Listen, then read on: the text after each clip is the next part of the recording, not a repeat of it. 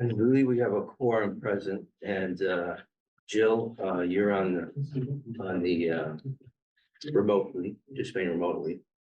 So why don't we have a roll call vote, starting with Deb? Here. Peter Michelson here. Ed Rosella here. Bob Steiny here. Steve Callahan here. Brent Nelson here. Emily McCabe here. Pete Salvino here. And Jill, can you say you're participating remotely? You're on mute. Jill Baxter participating remotely. Okay, great, thank you. Okay, so our agenda tonight is, I should disclose, I guess, that this meeting is being recorded and will be made available on the Warrant Committee website.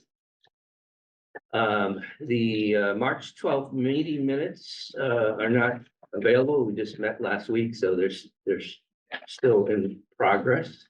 So we have Ne'er-do-well didn't get them done.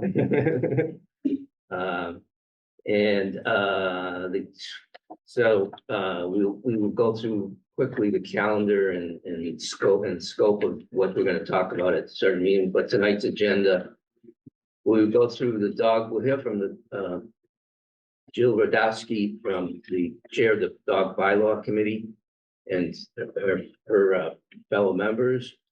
And we'll also talk about 3 general articles in addition to dog bylaw: the town charter amendment for town moderator, enforcement of zoning bylaw violations, substitution of select board and select board member in town bylaw. And then we have the citizen petition, sale of property, the Medfield State Hospital, Chapel, and Infirmary. And then the traditional update from town finance or any informational items. Any comments, questions on that agenda? Okay. This is, again, just the actual, Frank, I'm wondering if you could, Frank, can you move that little thing up in the right corner? So after tonight, next week is the Warrant Committee public hearing, okay? Not next week, April 2nd, excuse me. So it's in a couple weeks. And we will go through our normal work. It starts at 7:30, so it's delayed from our traditional 7 o'clock time. It will be at Chainery Hall in Townhouse. The select board will be meeting prior to our meeting, and they will stay for the warrant hearing. After the warrant hearing, we will speak with them about 2 articles: the Hinckley North Disposition Authority and the Medfield State Hospital Chapel property. And then on April 9th, we have the planning board coming to talk to us about the zoning warrant article. And we will at least try to get through the financial articles and vote on those at that point. The warrant goes to print on the 10th, and we probably need another meeting sometime between the 9th and May 6th town meeting. But I will, I'll look at the calendar. Next meeting, I'll try to propose something. So with all that said, I think the next agenda item is the Dog Bylaw Committee. And so, welcome, Jill. Maybe you could come up and sit here, and that way the owl can pick you up really clearly. And then maybe just spend some time, introduce yourselves. You know, and I think we all have we've distributed the red line copy of the bylaw to all the members, so they have the proposed changes. And you know, and then maybe after you guys introduce yourselves, tell us a little bit about, it'd be nice to hear what you've been up to for the last, I don't know how many months you've been working on this, but I know it's quite a while, long time. And just to educate us on, you know, your deliberations and communications with the select board and how you arrived at sort of your conclusions, I guess. Okay. All right. So thank you. I'm Jill Radosta. I've been a resident of Medfield for the last 22 years. And I actually live on Long Meadow, which my property abuts the state property. So I've become part of this group, this committee, because I do abut the open space, and they were looking for many different community members to participate that were impacted in many different ways, whether you owned a dog, live near an open space, or just a citizen of the town, just to give some feedback and collaborate some information to bring back to the select board on some of the issues that we were given in terms of the charter. So I can go over that with you after we introduce ourselves. Great. So I'm Mark Farrell. I've been a resident for 21 years in town. My reach on the committee was that I'm a non-dog owner, not that I'm against dogs, I've had them in the past. I don't currently have a dog. I'm John Moon, live on Granite Street. We moved to town in 1982 or 4, something like that.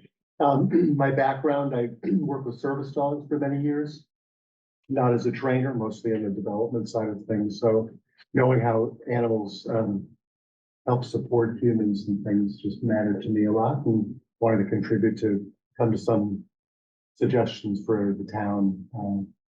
Matters to me, and I think all of us, so we want to do that. Okay. But I should just mention, that's very helpful. I should just mention that, you know, the way we're gonna proceed tonight on and all these discussions is really to understand, ask questions. Mhm. We're not voting on anything tonight, Mhm. so it's really just Conversation. conversation, right? Yeah. Yeah. So with that, go ahead. Great. So we, there are other members of the committee. There's 7 of us, and one of them was a veterinarian. Another person owns a dog. So there was a diverse group of us that came together. And the dog control bylaw, that currently exists right now is just through voice control. And so at this point, when we met over the course of the last, I would say, 9 months, we met 12 times, had a, public hearing in September. We got citizen feedback. And over the course of these months, we've identified from the charter what we needed to change, which was going from a voice control to an on leash, except for designated areas. And what we were given in terms of a charter was that there's unwanted encounters in these open spaces that people just cannot walk freely without being accosted by a dog or just another person. So, we've come up with some different ways of trying to approach this new bylaw as phase 1. We know that looking at other areas within like Newton, I think there's Blue Hills, it was called a green dog program. We've done some research throughout these months to kind of see what our outside towns were doing. And it's just like Eileen Murphy said, it's a crawl, walk, run. And we can't change it all at once, and we're never going to make everybody happy. So we were trying to figure out what is the best possible solution for town meeting to start this conversation and get some type of control where law enforcement can enforce. Right now, there's no enforcement. Right, and I just want to jump in that one of the first meetings we had the police chief and the animal control officer with us, and discussed challenges that they face and what they would like to see. And certainly the fact that right now our leash law has a stipulation that if the dog's under voice control, then that's okay, but voice control is very subjective. And so they said that they find our current laws completely unenforceable. So that was really one of the goals that we had. So we had another member that actually went to Newton, did some research, talked with their department, talked to their police enforcement, and found out what their ways of handling dog control, having a dog park, and all these different options came up, but it definitely wasn't in the phase 1 of what I see as something that really we could get together and sit and bring it before the select board and town meeting. So we were thinking, let's just look at what are some of the issues. We got feedback through social media. We've talked to people just walking the properties. We've gone from different places in town that were off leash, on leash, and what type of encounters people are having. And then in public hearing, it was a lot more of the same thing that we really come to identify was, you know, people just feel free that if you own a dog, everybody likes a dog. If you want a dog, you know, you have no set responsibilities. And it's not just town, the citizens in town that use these properties. I was just up there last week and watched a gentleman from Rhode Island have 15 dogs run out of a small little car, one leash. And they're just running everywhere. So how do you control that? And you can't approach them because there's also no signage. So you're having that happening. And when we were talking about the different bylaw that we wanted to see put in place, we were trying to be consistent with what is the easiest and most effective way to manage it. And that is having all dogs on leash except for designated areas, that there's more than enough open space that we can designate. And so the charter pretty much gave us some of what we were, you know, we did identify other areas, but we were pretty much told to kind of focus on what the charter had said. And that was like the Medfield State Hospital, open space adjacent to Wheelock Schools, the new rail trail. And there are signs like through the trustees, through Moon Hill. There is signs on all the Parks and Rec property. But the signage up at Medfield State, and we all know this has been such a thorn in everybody's side because it's become a dog park. So once we hope with the transition from Trinity to take over, they'll have their own set of rules. So I didn't really want our committee, and I think they echoed the same feeling, is to spend all this time trying to put these stipulations and these rules around Medfield State and the quad area, or, you know, what's going on, in that area, because they're gonna have their own. So we really focused on like the North Field, which was headed towards the Charles River, which is owned by the state, and then back towards the back fields, which was wide open, that we would designate as an open space. And then everywhere else on that property, they'd have to be leashed. So we're trying to coexist with off leash, on leash, people just wanting to go for a joyful walk without being approached. And are we gonna make everybody happy? No, we're not. We're very well aware of that, but we came to all these, this recommendation. There was more that we recommended that I don't see in here, but I guess that's for, I don't know if it's for a discussion now or where we take that up, but. So can I just ask you a question? Yeah. 'Cause I read this Mhm. and it talks about, streets or public ways or places in the town of Medfield. Mhm. So is it town-owned property or is it the whole town It's, that you're, Everything except for private property. okay, right, okay. So it's not just With like the state permission. hospital, it's like, no, it's But it's basically, not your backyard. so any public property in town. right. If Okay. you're walking down North Street, your dog should be leashed. Yeah, okay. And No, I just want to understand. that. Mhm. Okay. Or Yeah. Parking lot, Games Garden, all. What was that? Right, or any neighborhood. Or any neighborhood, Yeah. like you wanna be able to walk up your street and not feel like, you know. So we looked at other towns that have great models. They're a lot larger than Medfield, but because we have grown so much in all the different, going through COVID, I think there's more people that own more than one dog. And just looking at over the course of the year, like the increase in just incidents that have occurred. And then it has become an issue where people have, we had a gentleman at the public hearing was just walking down Main Street and a dog turned around that was on a leash and bit him. So there's so many dynamics to this and there's so many levels of where we could go with this bylaw. So we just thought, looking at all other communities, what was the best thing for us to do given the time frame we were in, and that was to change voice to on leash. I do want to Except mention for that, designated dog poop is not in our charter, although we heard plenty about it. Yeah, Just so I understand, the Mhm. off leash, so so then there's this provision for off leash areas. Maybe you could explain that and where that is and how that works. so we've been trying to, we would love to be able to identify that through, signage. Okay, And of course, that would come with a budget, that would come with the next phase of where we're going to have all this off-leash signage so that people know that there is a new bylaw. So we were, given the state hospital, we were told the North Field okay, was where it would be off-leash. Adjacent to the hospital road, adjacent to Wheelock, which, we're still concerned about Wheelock because the water source is over there. And then,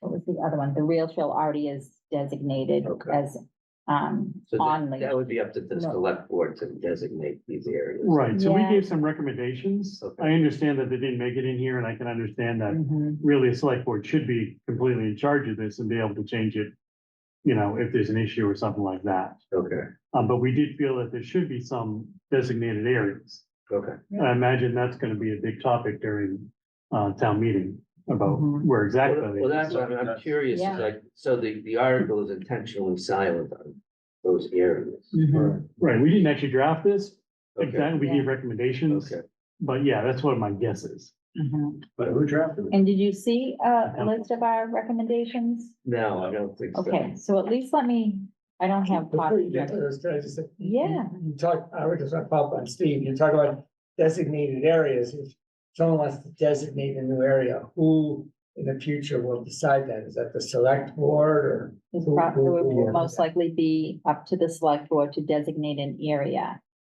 So for instance, I was approached by one of the select board's members and they said, well, why aren't we talking about all of what's going on with Belforge and Trinity? And like, we could spend all this time and effort trying to figure out what is gonna happen in this quad area or what's gonna happen in Belforge. But what I ended up doing was I led the team to a different place in mind because it is going to be taken over. So we hope. And they're gonna do their own set of rules. So why spend all of this time when there's already something in there? They already know how many dogs per unit. I'm sure they're going to have some type of leash, with however they set it up, just Yeah. like Aurora does. So I would want to work with them once we get to that phase to find out so we can coexist and go from that point forward. And that might be a designated area that they design themselves on their property. I understand that you Mhm. want to walk before you run, but I'm concerned if you go in there and you have such a vanilla, and, we're gonna have a leash law, and there'll be Yeah. areas where you can have your dogs off leash. Mhm. Don't you think we're gonna need, or you will need to at least designate this is what we're talking about before that? Or in the article? Because otherwise, I think you're gonna get all of those questions, and people wanna know what they're voting on. Right. It's. I agree with that. Yeah, But I also, my preference would be that the select board designates that and can change it at any time without having to go to town meeting. Mhm. So I'm in favor of not being in here, but I do think it has to be discussed during town. That's something the Meeting. select board will have to wrestle with before town meeting. right, because I think it's just so. It is vanilla gonna be- that it's- Well, you Yeah, can't- it's not black and white. Yeah. It's very, Yeah, The other side of it is, part of our recommendation is to be public and promote, where is and where isn't. right. And so the information is available through our website, the town website perhaps, or even color coding things. But again, barcodes walk on- before you can really get everything squared away, but without telling people and being public about it and supporting that, not necessarily with fines, but with, gumdrops or something like that. That's giant. They Can I look ask- too Can I ask a question? How did we get to sort of this discussion here today? Like, the select board, formed a committee and asked you to go do something, and then you said the town council, Right, so we were asked to give recommendations, who by who? The select the board. select board, that was. So they formed this committee. Okay, And so what, because they, there were numerous calls uh-huh. and incidents that were happening on open space. And it was, let me read it. It says, Medfield's fortunate to have significant areas in town maintained as open space, both to preserve a healthy, clean environment, to provide town residents and others with outdoor recreational opportunities. In most cases, people have been free to pursue recreational activities without interferences from others pursuing their own recreational opportunities. The one significant exception to this general state of affairs has been a series of unwanted encounters between people out walking dogs and other people out enjoying the town's open space. In some cases, these encounters have been between the dogs and the people they encounter. In other cases, they are encountered between the dogs and other dogs also being walked. While these encounters are by no means the norm, they have occurred often enough to cause several people to stop taking advantage of the town's open space. This is a result that runs counter to the town's desire to make its open spaces widely available to all town residents. While the town has not yet experienced a serious situation resulting in serious bodily harm to anyone, the potential for that occurrence is real. That's how many people are up there walking, and it's not just the citizens of Medfield, they're from all Up over. there where? The State Medfield State Hospital, That's what I thought you Wheelock were talking School, about, but this is and about the whole Wheelock. town. this is, So it's really has nothing to do with Medfield State Hospital. no, it's, No, well, it's mostly coming from there in any open space, so it's Medfield State, it's Wheelock behind the schools. It's also on Noon Hill, I know, but that's not what this says. So, so This, the general rule is that you have to have the dog on a leash, right? And then they've designated certain off-leash areas. Well, but that's not, that's not the current general rule. The current general rule says, it's Xed out here, right? The current, yeah, I'm talking about what's proposed. proposed, What's yeah. proposed is that you have to have your dog on a leash except for these off-leash areas. Right. And the off-leash areas, Or not. they've mentioned them, yeah. okay? They have an idea of where they will be, those areas she mentioned. Mhm. In other areas we've identified, it's just, we're still looking There's a into. tremendous amount of open space that is maybe not well known, in Medfield, for one thing. But the areas that are noted here are the ones that I think we want to draw attention to. And there are incidents outside of the state hospital with dogs. But the select board, they asked you to, sort of come up with a New bylaw. new bylaw Mhm. that what? Recommendations for a new bylaw.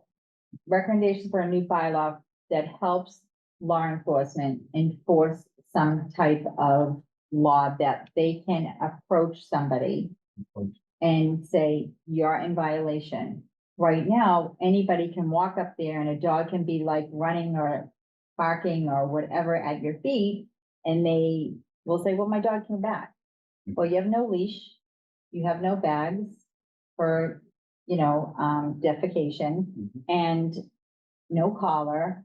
We wanted to see a little bit more in here with the leash law, with like, that they're tagged, that they have all their up-to-date, everything. Yeah. So we would like to see a little bit more to this. Given what we've That come that up makes with, great sense. Why isn't that? this is what I. Because we didn't write it. I think that Yeah. this article is sponsored by the select board Mhm. and by this group. Mhm.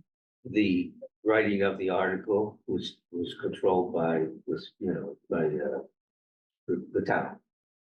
We gave our Because they don't have recommendations. skills in writing an article, so. That is true. We gave our recommendations around October, and we just saw this article when you emailed it out to us in the last week.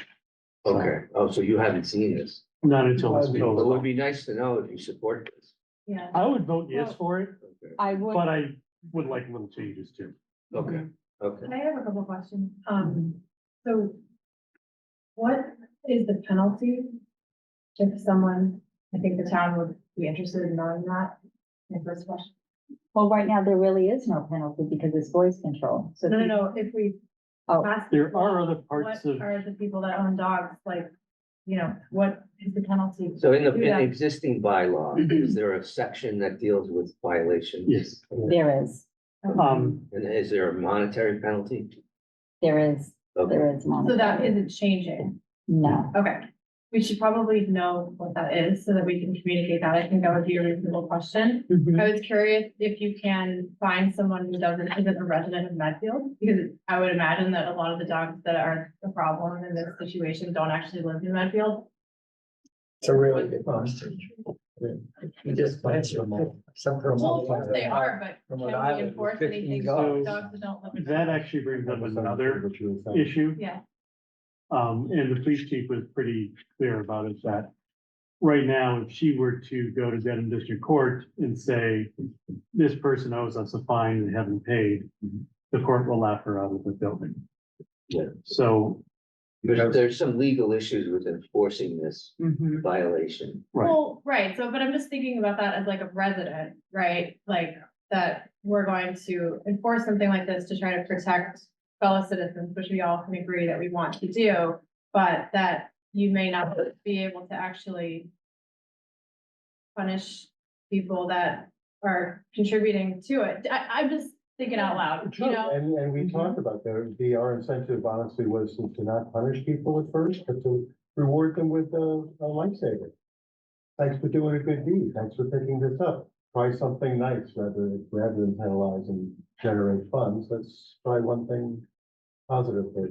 So Right, elaborate on that, Right. what is that? So- but if, What does that mean? Well, I guess if So- if an officer encountered an infraction, depending on the level of infraction. you could, You have like a warning, like. A warning, literally with like lifesavers, like be nice to somebody, correcting them. Maybe they didn't see the sign, maybe they were unaware, maybe you could do something, Okay, maybe the third time we could. I mean, there are a number so, of things. so you have someone like Ed Vizzella who abuses authority all the time, and he's a repeat offender. And he's been warned once, he's been warned twice, he's been warned 5 times. Leash your damn dog. Ed doesn't own a dog, that's why I'm making fun of that. And Ran away. so Ed's now been told 5 times by different police officers, leash your damn dog, and he doesn't do it. And now he's gonna get a $25 fine or whatever it is. Somebody from Rhode Island gets out of their truck with 15 dogs and runs all around the state hospital property. Police want to give him a ticket, a ticket, and he laughs and says, ha, ha, ha, and drives back to Rhode Island. And Ed says, hey, that's not fair. I get a ticket. They know where I live. I'm right here in Medfield. And the guy in Rhode Island could care less.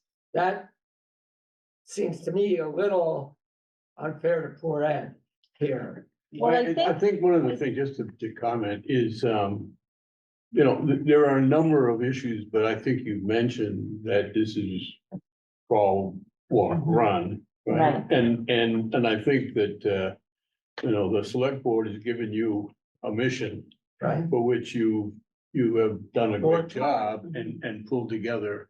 You're not gonna solve all the No. problems today, and I think that the main issue seemed to be that there was, not clarity between having a leash and having voice control. Mhm. And this is where you start. I think that, Yeah. we can give a lot of anecdotes and examples of what could go wrong.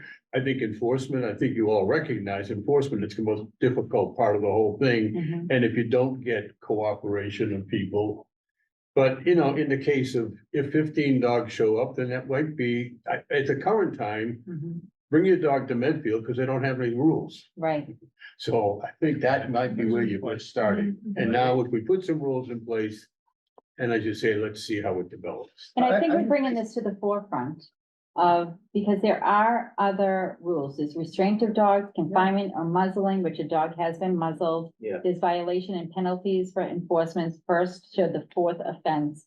So they're all there, but we can't enforce this if someone turns around and says, well, I called my dog back and he came back. Yeah. So our first task is to be able to walk up, any, dog officer, Jenny Cronin can walk up and say, well, your dog, you don't have a leash, Right, it's not voice control here. Yeah. And we even talked about parking lots. That there should be no dog off a leash in a parking lot for the safety of themselves or anybody else. And they can walk to the area on leash to this designated area. Yeah. Did you think Can I- about, can I- Okay. Yeah, of course, I was just, I might want to make a suggestion yeah, at this point. And that might be that, we would want, if you're sponsoring an article, we want you to be in agreement with Mhm. the article wording Mhm. and the motion that's gonna get made at town meeting. And, it sounds like you're not, there's still some things that you would like to talk to the select board about. They're a co-sponsor of this article. with Yeah. you. Mhm. So, before we, if this is gonna change, Mhm. go get that, whatever's gonna change, come back to us Mhm. and with the final version. Right. And then we'll deliberate further at that point Mhm. and have something that we can vote on, right? Mhm. Does that make sense? It does. Yeah. How do you I feel? think that's a good idea. Yeah, I Yeah. just feel like it's Okay. a great idea, so.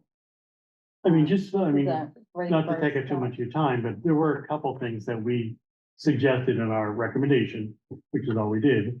And, one of them is that the dog walker always has a leash on them, even if it's an off-leash area, and that there be a collar on there.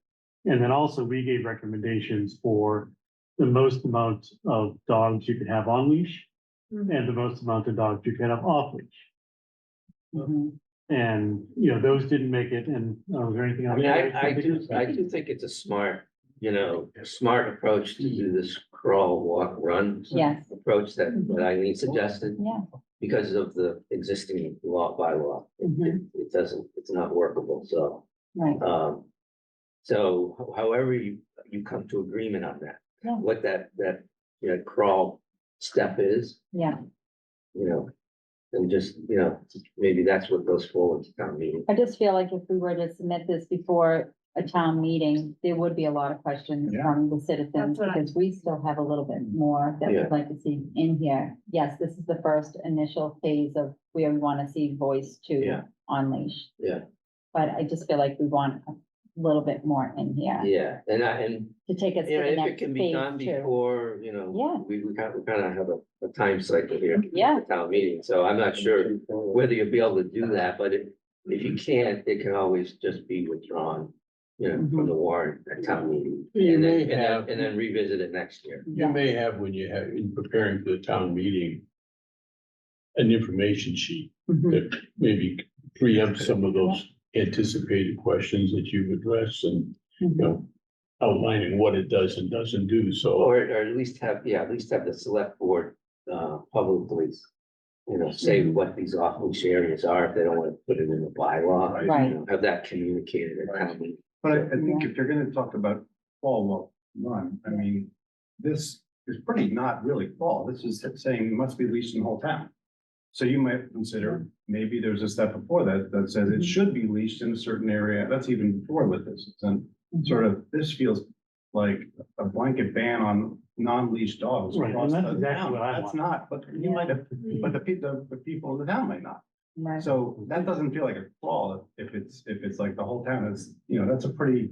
So just, I mean, to put it out there, or especially what Eileen was talking about for going beyond this, Mhm. was maybe have a tag type system where for the dog to be in this area, they need a tag, which means they paid a fee, and then that's gonna go for enforcement in that area. Then you can lose your tag for bad behavior and that sort of thing. That's like what a Newton would have.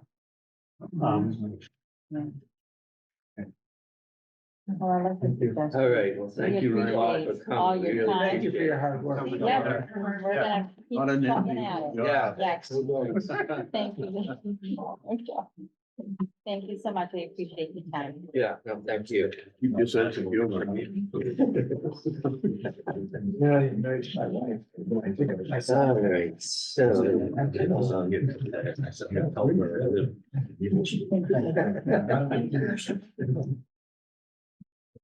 So the next article, the next agenda item is Article 30. Yes, and I don't have the new numbering, I have the old numbering, but it's the town charter amendment for a moderator term. And so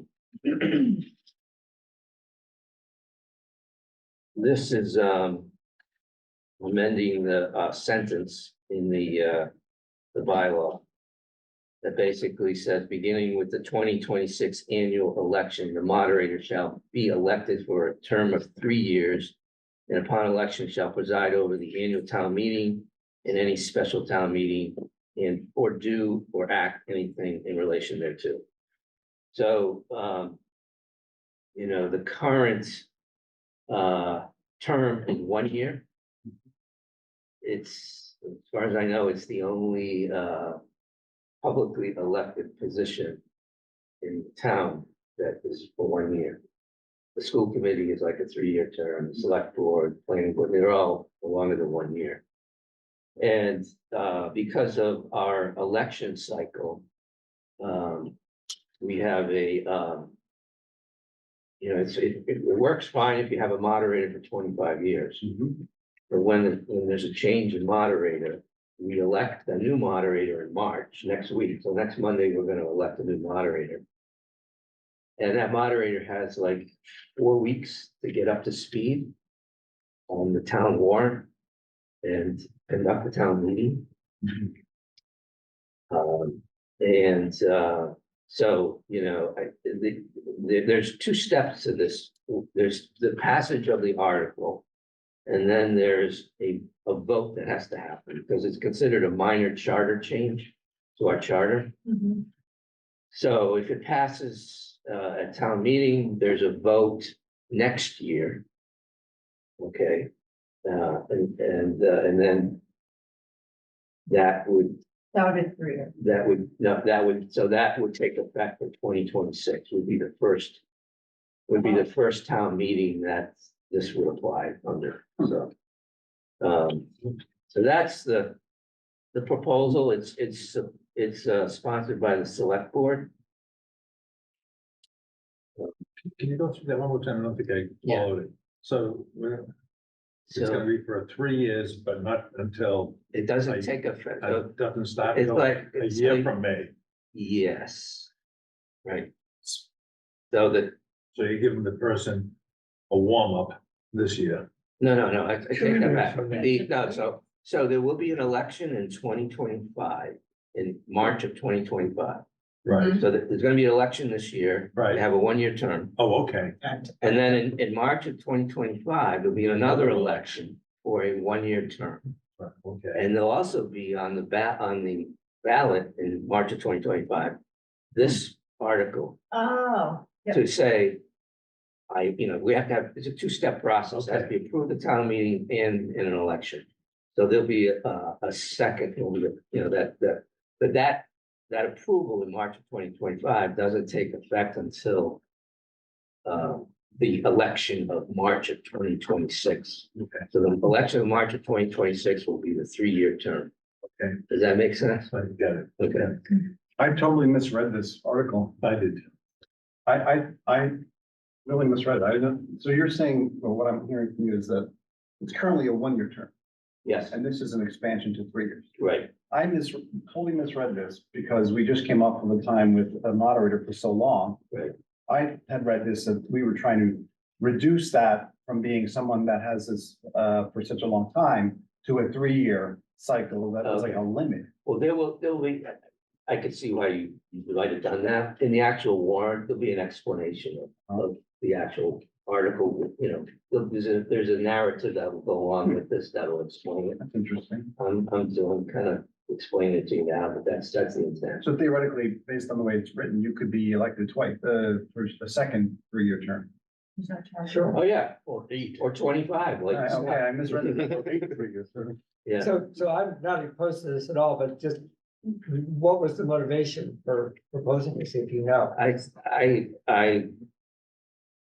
can only, I think I listened to the select board meeting when they talked about it. And I think there's a recognition that we are one of the few towns that has a 1-year term for moderator. There aren't many towns that do what we do. And also, you know, why, and I think there's some thinking that, you know, all of our other elected positions just for 3 years, so why wouldn't this one be? And it gives a little more stability to the position. So As you know, I think that was the the theory. moderator does, you know, points. We're not gonna to the vote on this now, warrant, but- So a little bit of, Most important job in town. a little bit of experience, but you know, to Steve's point. With the, there's a lot on the plate for a moderator besides just maintaining order for a 3-hour meeting, you know, and I think that, the idea of having that 3-year, which coincides with others. I mean, we have been fortunate to have a moderator for 25 years, but what would, just think of the chaos that would happen if you change moderator every year. Right? 1-year term, next year, is another election, we get a different moderator. I mean, you're talking about a 3 or 4 week period for that new moderator to get up to speed. It's why no other town does what we do. You know, so. Anyway, any other questions on that article? Okay. The next agenda item is the substitution of select board and select board member in the town bylaw. I'm not sure when this happened, but maybe two town meetings ago or last town meeting.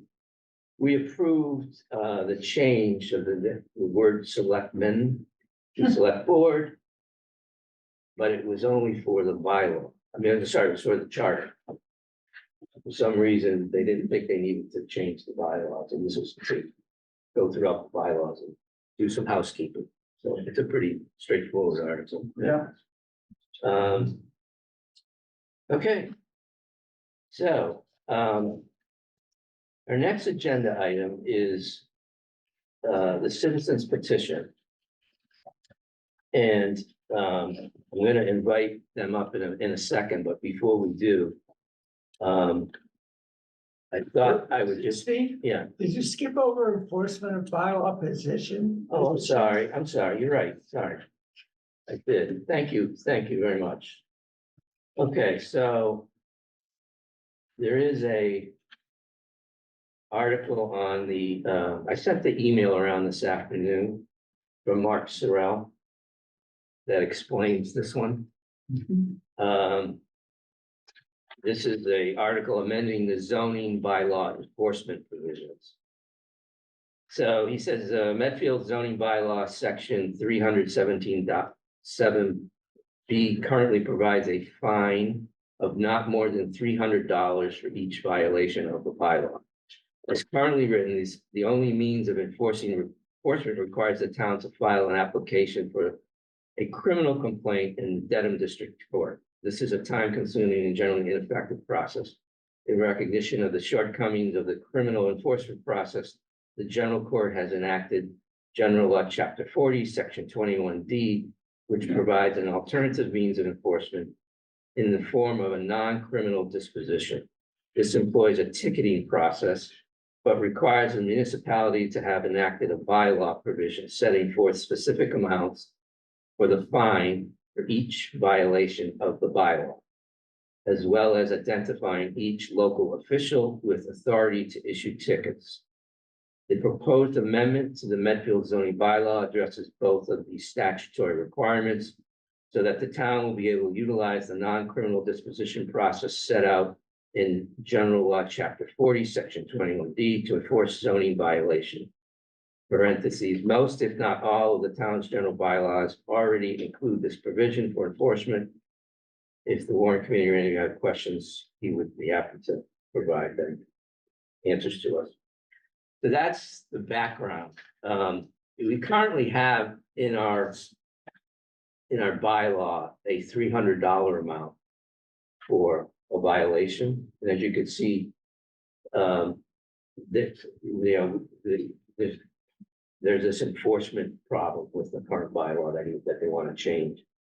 The new fine is, and so this is Article 31, if you're looking in the book, but it's basically for the first offense, it's $100, second offense is $200, and third and subsequent offenses is $300.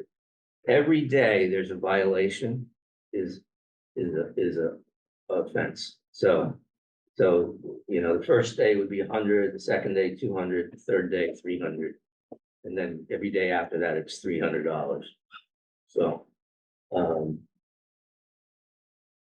So which bylaws are we talking about that you get this fine for? Is it just zoning? it's zoning violations. So if someone is So in somebody a puts up a residential fence, area, or somebody they're puts up putting a- in a restaurant?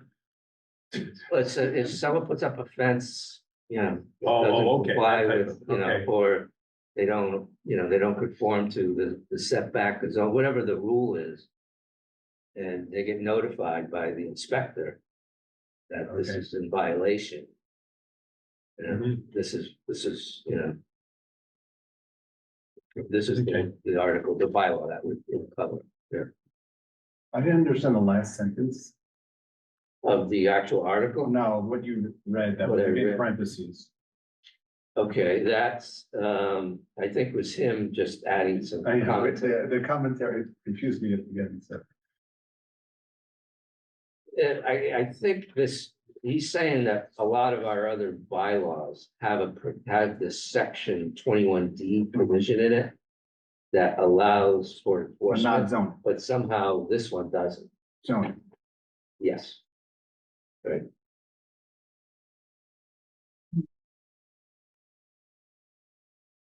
So again, Sponsored? what's that? Who's sponsoring? This is sponsored by the select board. Okay. Yeah. Is there any other questions we want to send back to the select board or to Mark? Any information you want to know or additional questions? Is this something that we're having a significant problem with today? I believe there has been some, situations, yes, where, I don't know what you mean by significant, but there's been situations where there's been violations. And they haven't been able to enforce. Enforce it.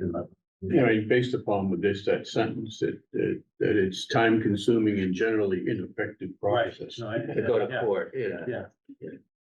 So, Steve Prentice, comment. You said something first.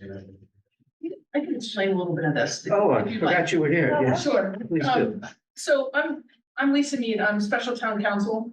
And I didn't have anything to do with this, but I can guess exactly why the proposal is to do this.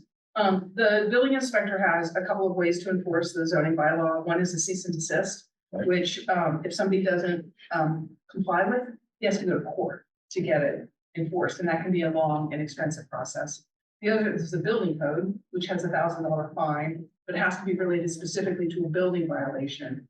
So on some of those other things that a cease and desist doesn't work, but it's not worth going to court for, then you want some other kind of methodology to get somebody to comply. And so that's why many communities adopt the chapter 4021D in order to be able to get that extra enforcement. Thank you very Thank much. you. Yeah, that's very helpful. Okay.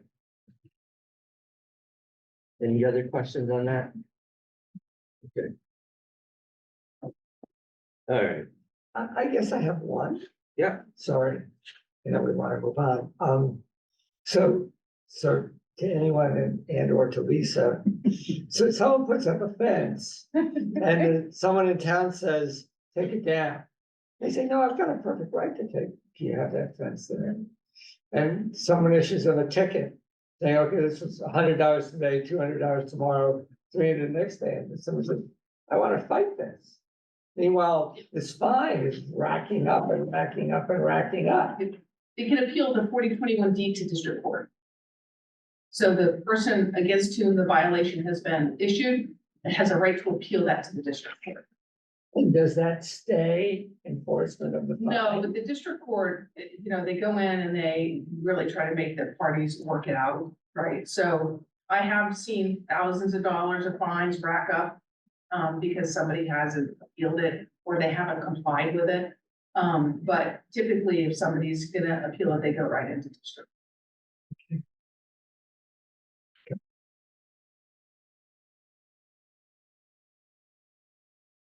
Does that cover your question? Okay. Okay. Anyone else? So there are two things though, right? So one is the schedule of dollars in Article 31. And this is separate from that?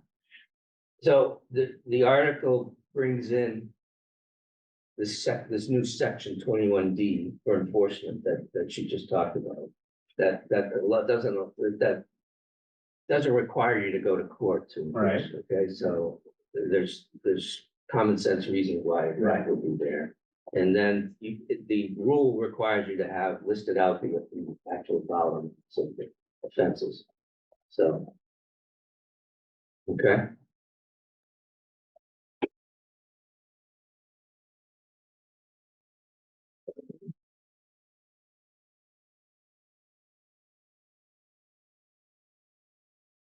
So,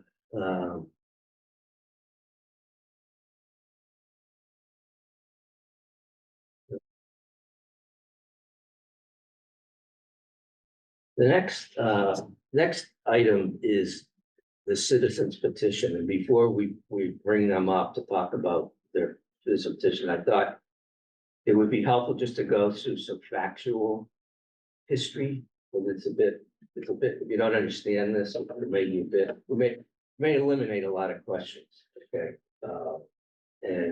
So I put this together, it's really just maybe consider this like a timeline of significant events and agreements, okay?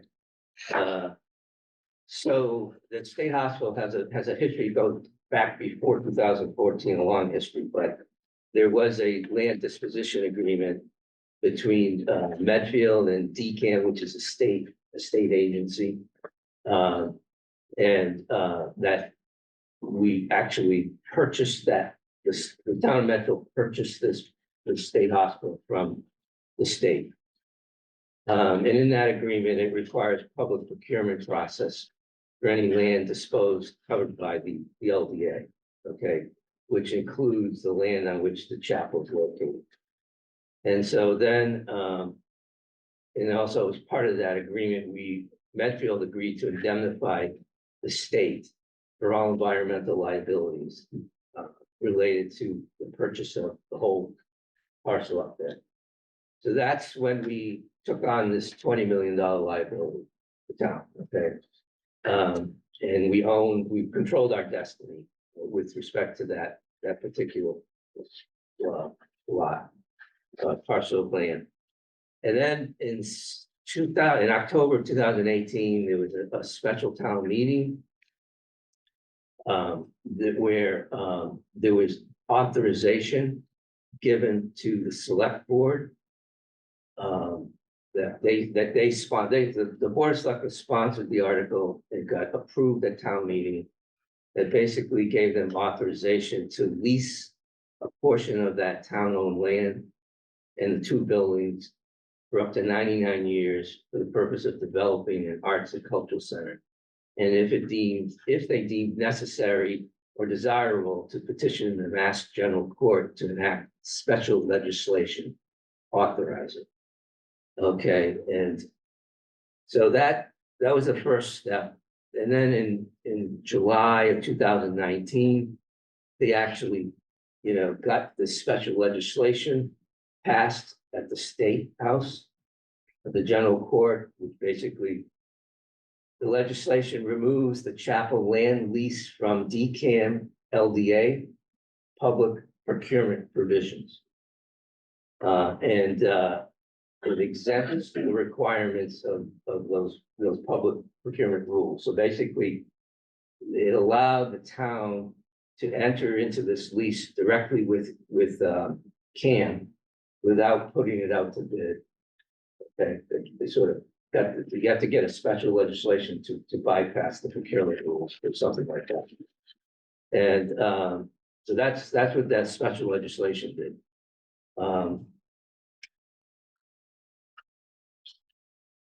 And then in November of 2019, there was a special town meeting where they approved the Medfield State Hospital District. They rezoned the whole hospital district up there. They created this district, and the plan set out a broad list of permitted uses for each of the 6 subzones up there, and which included the arts and cultural on the core main campus subzone. So this effectively changed the zoning up there from business industrial to all these other uses. In June of 2020, the select board negotiated a lease agreement with CAM. And as part of that agreement, there's all sorts of provisions in it, but the ones that protected the town's interests in risk, they basically agreed that in lieu of rent, CAM shall pay for all improvements to the leased premises. The key provisions that they negotiated and included in the lease address a risk of potential CAM failure to successfully fundraise dollars for significant capital improvements. It also includes a requirement for construction approval. It has to be pre-approved by the select board of construction plans and phases and prior to construction commencement deadline. It includes provisions for the lease termination if the fundraising goals are not achieved by construction commencement deadline. And that initial period was 7 years, and they have the ability to extend that with 3 one-year extensions. So they have like up to 10 years to achieve these fundraising goals if they need it. You know?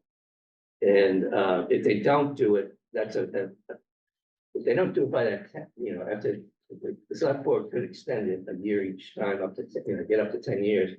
If they don't, it's considered, that they could terminate the lease theoretically. And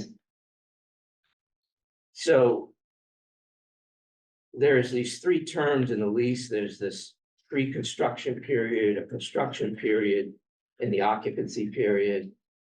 The pre-construction is really all about this, planning and fundraising and getting approval to start construction.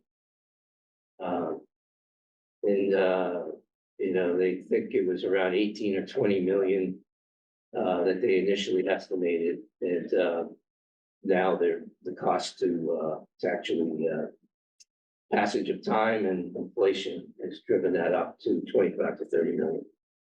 So then special town meeting in June of 2022. The select board, this is not too far. This is not ancient history, so we should all remember this part. This is the where we executed the LDA. We authorized the select board to execute an LDA with Trinity on the core campus.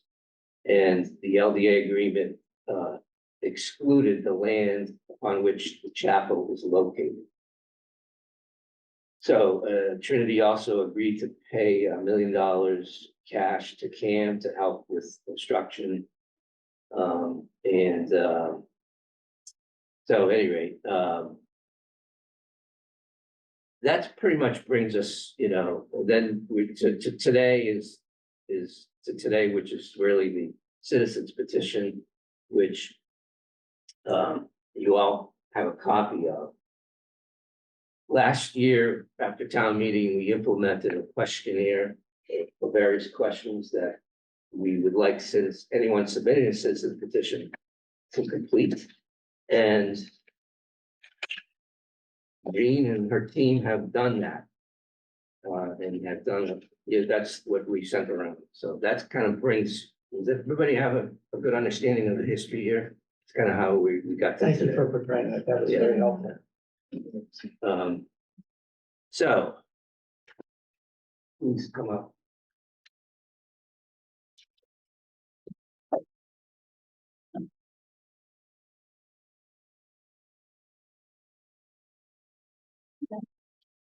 So, Wow. can you fit back there? Oh, I should have gone the other way, I guess. You're trying to test if we're limber. There's your hand. That's my knee. I'm not. Thank you very much for coming today and for completing our questionnaire. That was really helpful. I think that is, goes a long way to eliminating a lot of questions, and that's not, that doesn't mean we're not gonna have questions. But this is a complicated subject, so we wanted to, that's very helpful that you did what you did. And, I think, you know, we're in a mode today of really just trying to understand. This is the first time that it's been discussed publicly by this committee. I understand that you guys met with the select board today, but so we, you know, all we had was really your citizen petition to study before today. So we're not going to vote on anything today. Just so you know, we're going to kind of, I'm trying to understand and learn. Would April 2nd be the vote? Maybe no. April 2nd is a good date for financial articles. Okay. This is not a financial article, so it depends how much time we have. Understood. Yeah. So Okay. if it's not the 2nd, it would be this other meeting that we're gonna have in April, which I haven't selected a date for yet. So, Okay. but certainly the intent is to go before town meeting, you see. So, so anyway,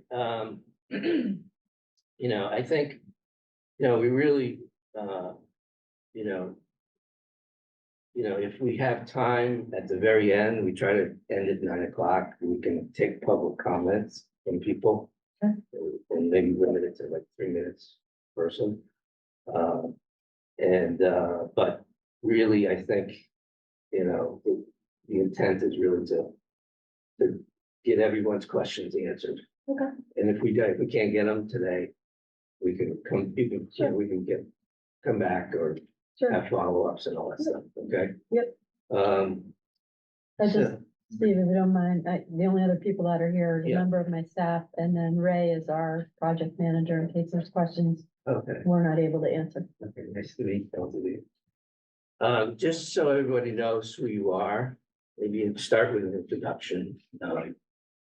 And actually let us know if you have an official role with Belford, what that is. Jerry Potts, I've been on the board since we started, forever. I was walking a dog and they opened up the chapel and I said, who's doing this? And how can we get involved? That was like 7 years ago. So, and I've been in Medfield for 33 years. So Jerry, I'm on the board. was the dog on the leash?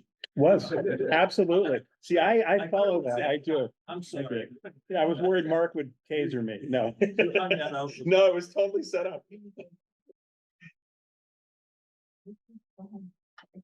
So I'm Pat Casey, I'm at the 29 South Street. My involvement with the hospital goes back to the 2014 date when they constituted the master planning committee. So I was on that for a number of years. We put together the plan and the zoning, et cetera. Since then, I've been on the Medfield Hospital Development Committee for part of its time. I was recruited a couple years into their tenure. And just when I might have added some significant value to that committee, I was asked to recuse myself by town council because of my membership on Belforge, where I've been a board member. I can't even remember since when, but A while. a while, yeah. So that's my involvement. And I'm Jean Mineo, executive director of Belforge. Great. Would it I be think helpful? maybe what we should do is, give you a chance to sort of introduce the petition, say whatever you want, but, you know, you can take as long as you want, but really the intent is really for us to ask questions, so. And then I think, at some point, I did invite Lisa Lee tonight, so we would like to hear from her. There was some legal matters involved here, so, and then, you know, we could take it from there, I think, you know, so I'll let you kick it off, how's that? Okay. No, I can go through the presentation that we just gave to the select board.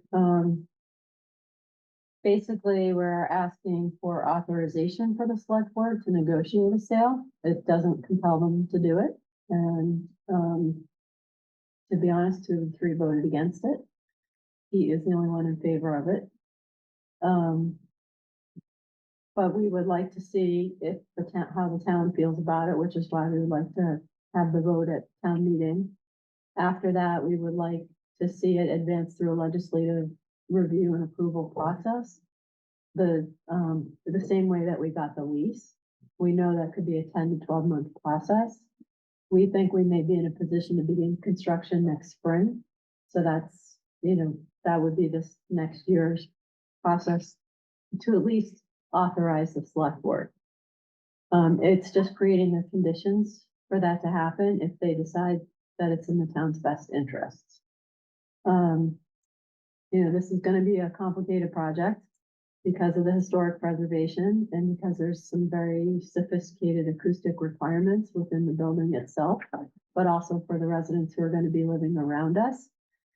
And I think the benefits that this would provide to Bell Forge really is around flexibility in selecting contractors, but we also expect to have some cost savings, which as you posted, you know, this cost escalation has gone from 20 million to $30 million. We will not ask the town to fund any part of this project. We are doing it through private donations. What we're asking for is some help in giving us more flexibility to actually get the project built. For the town, the benefit of the sale is they're going to realize revenue that we wouldn't realize through the 99-year lease at $1 a year. So there's a financial benefit to the town for the sale. A little bit of context from Bell Forge. We've been doing outdoor programming intensively in 2022 and 23. In 22, we've had 10,000 visitors between April and October programs. Last year we had 7,000, but we lost a third of our programs to the rain. So that was a bummer. Again, we will invest $30 million in this project. We expect to need to raise 25 million. We are anticipating 5 million in historic tax credits that combined from the state and federal government. The state has already committed $2 million in historic tax credits to this project. So that's where the 25 million comes into play for what we actually need to raise in pledges. Again, we're not asking the town to fund it. We're looking for the flexibility.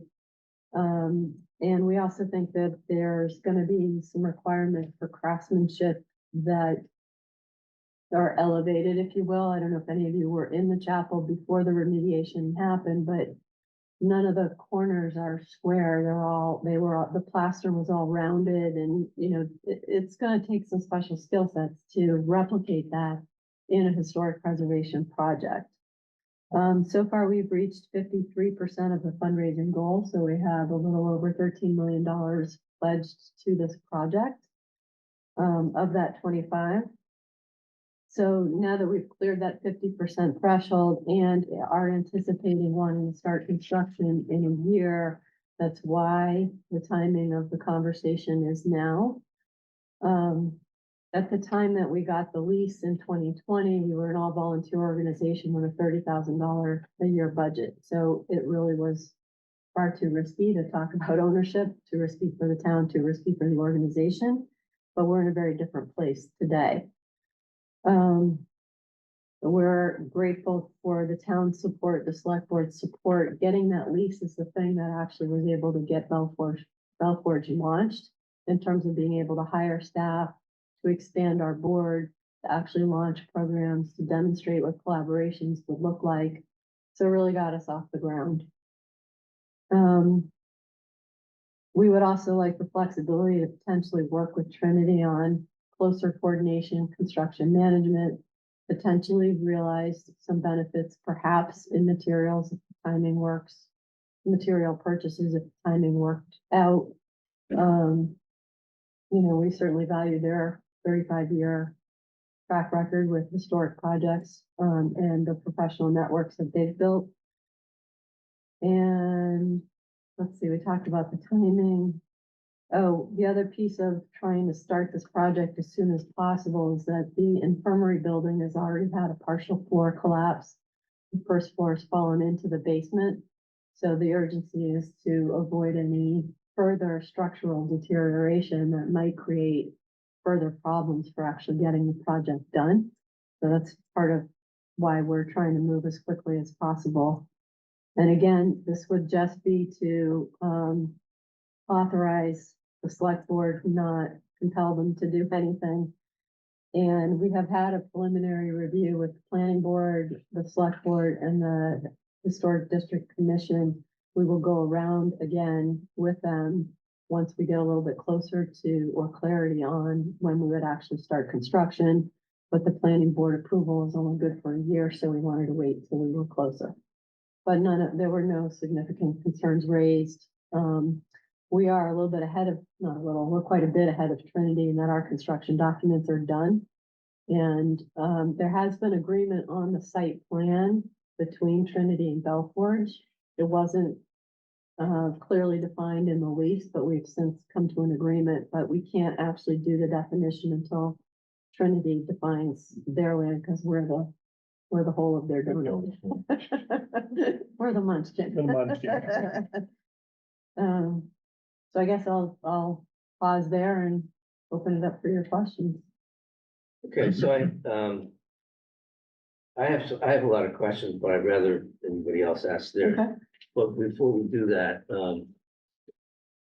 there were some financial questions that I had that I thought maybe a private meeting with like you and Pat might be better than. Okay. some of the public meeting, just around fundraising and stuff like that. Sure.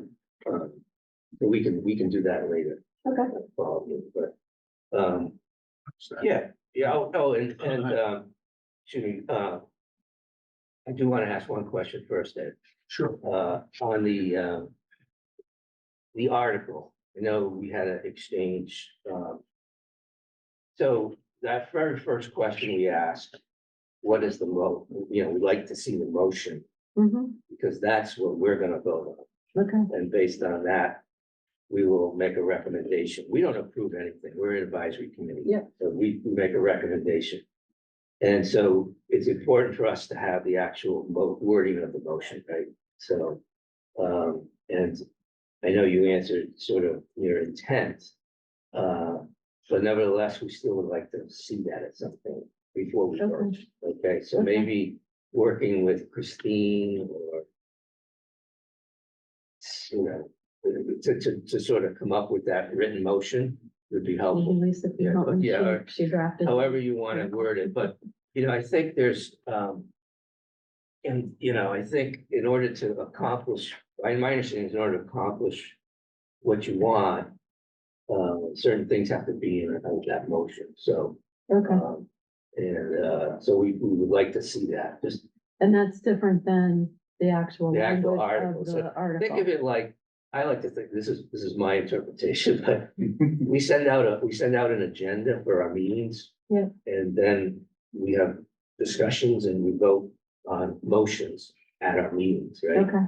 So the town warrant is the agenda for the town meeting. Yep. And then we get together and we talk about those subjects in the warrant. And someone makes a motion at town meeting to vote on something that's within that subject, right? We can't talk, Okay. and for public meetings, we can't talk about stuff that's not on the agenda. Yeah. Same thing for town meeting. If Okay. it's not in the warrant, we can't talk about it. So we have the article in the warrant. Yep. We just need the motion. Does Understood. that make sense? Yep. Yeah, okay. Okay. Go ahead. Well, before I begin, I have a number of questions on your responses to the questionnaires, but I just want to make it clear that don't interpret my questions as being against this, because I think Belforge is going to be the crown jewel someday of Medfield. I'm totally for this whole project, and I think it's a courageous endeavor to take that piece of property and give it new life. So I am totally in favor of the project, but I do have a number of questions. Let me begin with, you actually have a copy of this that you, I don't, well, I'll read them, what you wrote. And for everybody else on that second paragraph, which starts with at the summary level. One of the things that you're saying here is the objective is to support the timely project completion of the Arts Center to align with support Trinity financial development, state hospital. Ownership will address evolving impediments, including significant delays in construction due to cost escalation, new changes in financing the ground lease, and limited liability in the bidding process. So a couple of questions.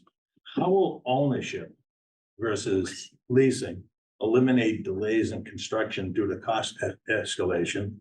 And what does ownership or leasing have to do with aligning the development with Trinity's financial development, which you already said is you're way ahead of them in terms of construction and development. So I understand, and this is going to be kind of a theme throughout a lot of my questions. okay. Why does ownership make it easier versus leasing?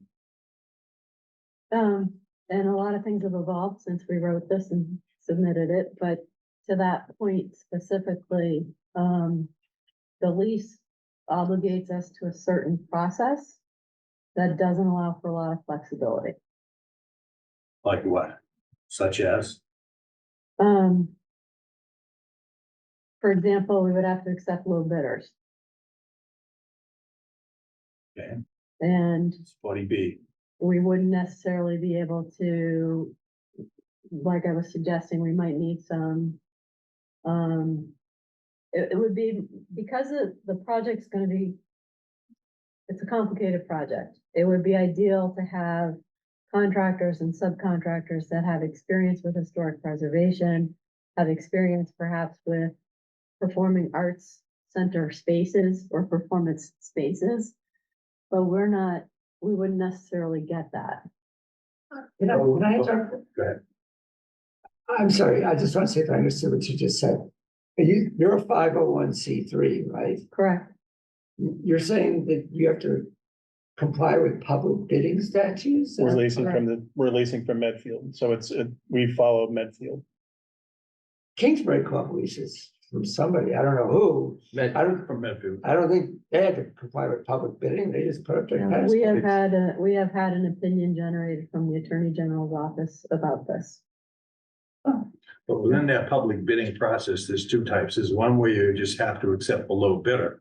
And there's another one where they have to have, you can write the provisions in there, and the term of that contract is a little bit different, but you can have qualifications. In other words, in order to bid on this, you have to have experience with these type projects and et cetera, et cetera. I mean, Right. isn't that? We have our project manager expert. I was gonna say, that's sort of what happened with the proposal to Trinity, right? They put together sort of qualifications and sent that out. And, there was sort of a screening, if you will. Yeah, and they also got a proposal from Pulte, so that Right. vastly But different they obviously proposals. dismissed that. But at any rate, Right, did you Can I pick wanna- up on Yeah, when we have Ray, he walked all the way up here, so, and he didn't trip like me.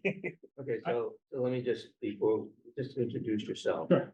Are you a town resident? I am not. So I am the owner of a DEC consulting company and owner's project management company. And I am the project manager for Belforge. Okay, and what are you gonna speak about? I'm going to try and answer some of the questions about the process. You can. And your name, sir? Ray Borsey. BOUR. CIER. And I'm from Providence and I didn't bring the $15 with me. So, Well, that's a strike again. I have two well-behaved dogs. Let you off the leash now. Go ahead. So you're absolutely right. So the bidding process is if it's over $10 million. There's a qualification process that you have to go through for general contractors. Right. What our concern is with the complexity of the project being the acoustics, the performance space, the historic restoration, that we're concerned that if we go through that qualification process and we can do that and implement that into the qualification package. But when we make a selection, there's always a possibility that somebody will appeal this, right? Because they felt like, we're, even though we haven't done these, we're qualified and we should be on that bidders list. So we're proposing kind of the same system, but in a private setting that we would like to do this CM at risk with a guaranteed maximum price. And that helps us control the qualification and the selection process. We're gonna go through the same thing, qualifications. We have an RFP, request for proposal, that's 30 pages long. So, we're gonna do our due diligence in putting a list of CMs together. And that way we have better control over making that final selection. We can negotiate, we can choose subcontractors working with the contractor. And the biggest, what's most important here is that, we've heard, we're trying to skirt the prevailing wage. But that's really not the case. It's the importance of gaining, control over the process. And we're more than happy to include all of the union trades in bidding the project. But I guess I still don't understand why you can't do all of what you just said as a lease rather than owning it. Why do you have to buy the property in order to go through that bidding process? Because we want to do it with the CM process. You can't do a CM process as a lease? with the lease. What's Under the current, Excuse me, Construction manager, sorry. yeah, construction manager it is. I'm gonna let Lisa talk for a second. I just want to correct, so Massachusetts, chapter 149 allows for a CM at risk project, right? So under Massachusetts general laws, you can either do a standard 149 contract over $10 million, qualify general contractors, get your subcontractors, or you can do a CM at risk and still be under the Massachusetts general laws. So we do CM at risk. A lot of schools do CM at risk, particularly if they're rehabs or if they're brand new buildings, they do CM at risk. So it's a valid way to do a public procurement for a construction project in Massachusetts. I just want to make sure everybody's clear and talking about the facts. And we did that on the school building. Yeah. That was, so, all right. But we Can I ask feel- can I ask a clarification question, Lisa? So this gets back to and coming back to the question about coordinating with Trinity, right? So one of the risks as we perceive it so far is Trinity's not subject to this, right? They're gonna pick the best, contractors for, historic rehab. They're not gonna worry about acoustics like we are, but they're gonna do that. There is the possibility, let's put aside schedules for the minute, because nobody knows what the schedule is gonna be ultimately, right? But we could be lined up with these guys and there could be the benefit of buying materials in greater volume, getting savings that way, as well as tight coordination with the contractors. My understanding so far is if we're working through the public bidding process, we have no guarantee that we're going to be able to end up with the same contractors that Trinity selects. And the bidding has to be separate, so we don't get these volume benefits. So this is one of the concerns, so. That's a timing issue too, and I know that the finance warrant committee wasn't at the select board meeting, but I've been a part of a lot of the Trinity discussions. So you're ready to go, right? Trinity is they're probably not gonna purchase the property until 2026, right? So I don't understand the coordination issue, but so Trinity has a different process to select their contractor. They went through it with us, which is a very long process. They're going to do a bunch of value engineering. They're going to select, they have 3 contractors they're going to talk to, see who gives them the best price and go through a whole long process of there. And they are they are paying prevailing wage. Probably because of all the work they do in Commonwealth, but they're using state and federal money as well, so they're required to pay prevailing wage. So, I'm not, the coordination issue, you can draft into your, general and supplemental conditions, requirements for coordination, as you need to moving forward. But so I don't know how you coordinate given the timing of both projects. So no, they don't have to go through the public procurement process. You are correct. But they're not going to start until after 2027. Yeah, and one thing I want to try to set a tone with everybody here is like, in the selectmen's meeting, we talked about, with regard to our documents being at a certain point, we could be starting sooner. We might be retarded from starting sooner because of our fundraising. So the idea that we're out of sync with Trinity, we may be able to be ahead of them, but there may be benefits to slowing down to line up with them, or we just maybe slow down for other reasons. So, and we'll come back to that a little bit later in the. I just wanted to discussion. clarify. I know you had a question about how that Right. affects lease versus ownership, and I don't really know the answer to that. But I just wanted to make Yeah, sure everybody I on the appreciate that. construction Yeah. issue. No, I think that was, Well, that's Singing very off the helpful. same sheet music. Trinity's delayed for 1 year. That would be March of next year. No. Right now, they're delayed for 1 year, but it's likely we're gonna have to give them another extension. Well, they're not saying that. At least At their presentation, they did, sure. When was that 2026 When was that presentation? was that with presentation? the select board. We With were the select there. board. We were there. They said, The LDA allows them to do 2 6-month extensions, right? But they have said very clearly they're likely gonna need another extension. Yeah, There was a comment in there, mid-February. yeah, when they, yeah, I remember that That was meeting, yeah. February 6th. Yeah, So, okay, so, anyway, Well, hang on, because did you guys?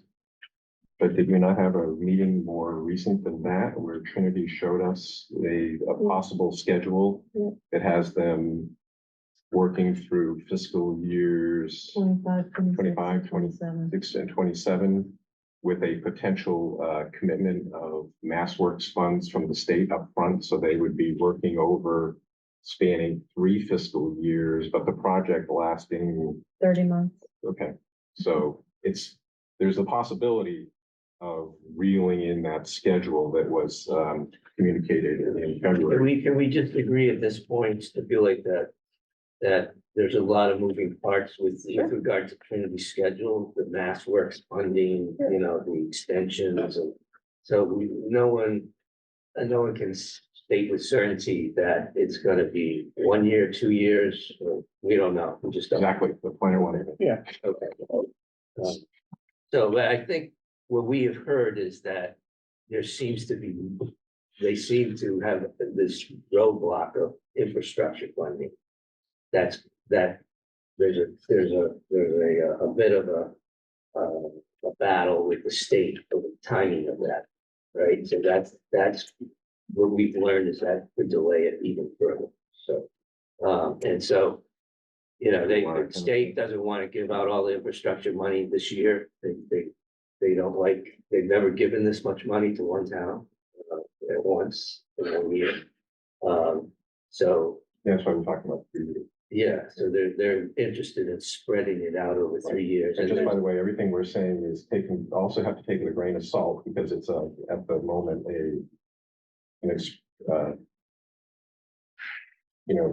possibility, not a certainty. Yeah.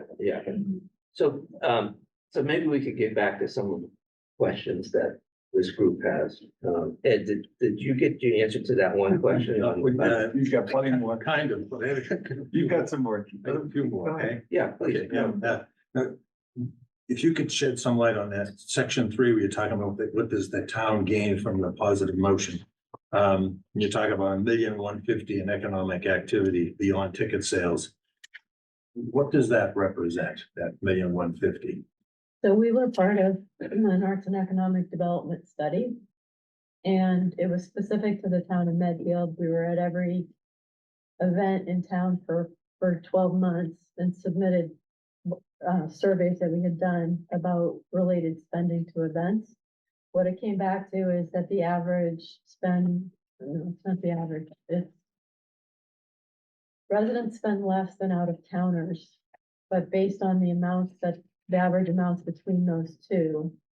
And the number of people we expect to attend events, not 100%, that's where that number comes from. So it's based on an actual calculation of what people spend when they attend a cultural event. So you might go out to dinner, you might pay a babysitter, you might buy an outfit or flowers or something like that, but it's whatever people told us they spend because they were going to attend an event.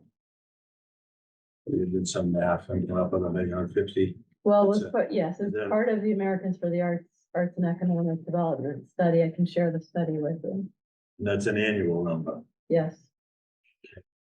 Another question here on the urgency around renovations, and you mentioned the collapsed floor in one of the buildings.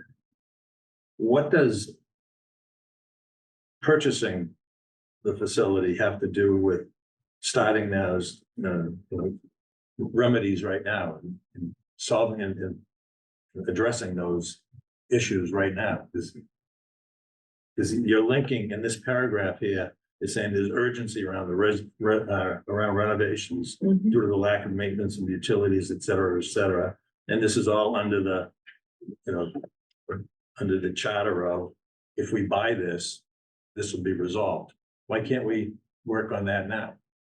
What does it have to do with purchasing the facility as opposed to leasing? And you have to do that work. It doesn't really matter whether you own the building or not.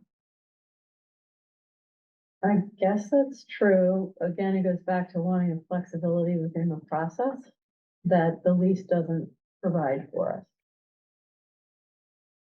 So right now, there's something in the lease that's preventing you from fixing that? It's not about fixing it, it's about the process that we would use to get the construction done. What would the difference in the process be? So maybe the way to sort of step back and look at it is, we're asking really for what Trinity or any organization would want, which is you have more flexibility and control if you own it. Working through, as long as it's owned by Medfield, I mean, Trinity wants to own it because they have a lot more flexibility on funding options and construction options.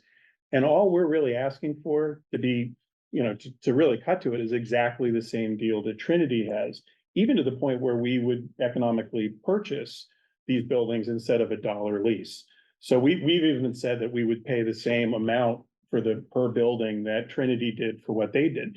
We're asking really for the same thing because anyone who looks at construction would say it is easier and faster to work if you own it. And that's just common sense. If you were, leasing a building and you wanted to do construction, you have more people to go through to get that done. So the essence of this is really to say, the deal that Trinity had, which, by the way, whether it's a lease or not to the town, there's now $1 more or less.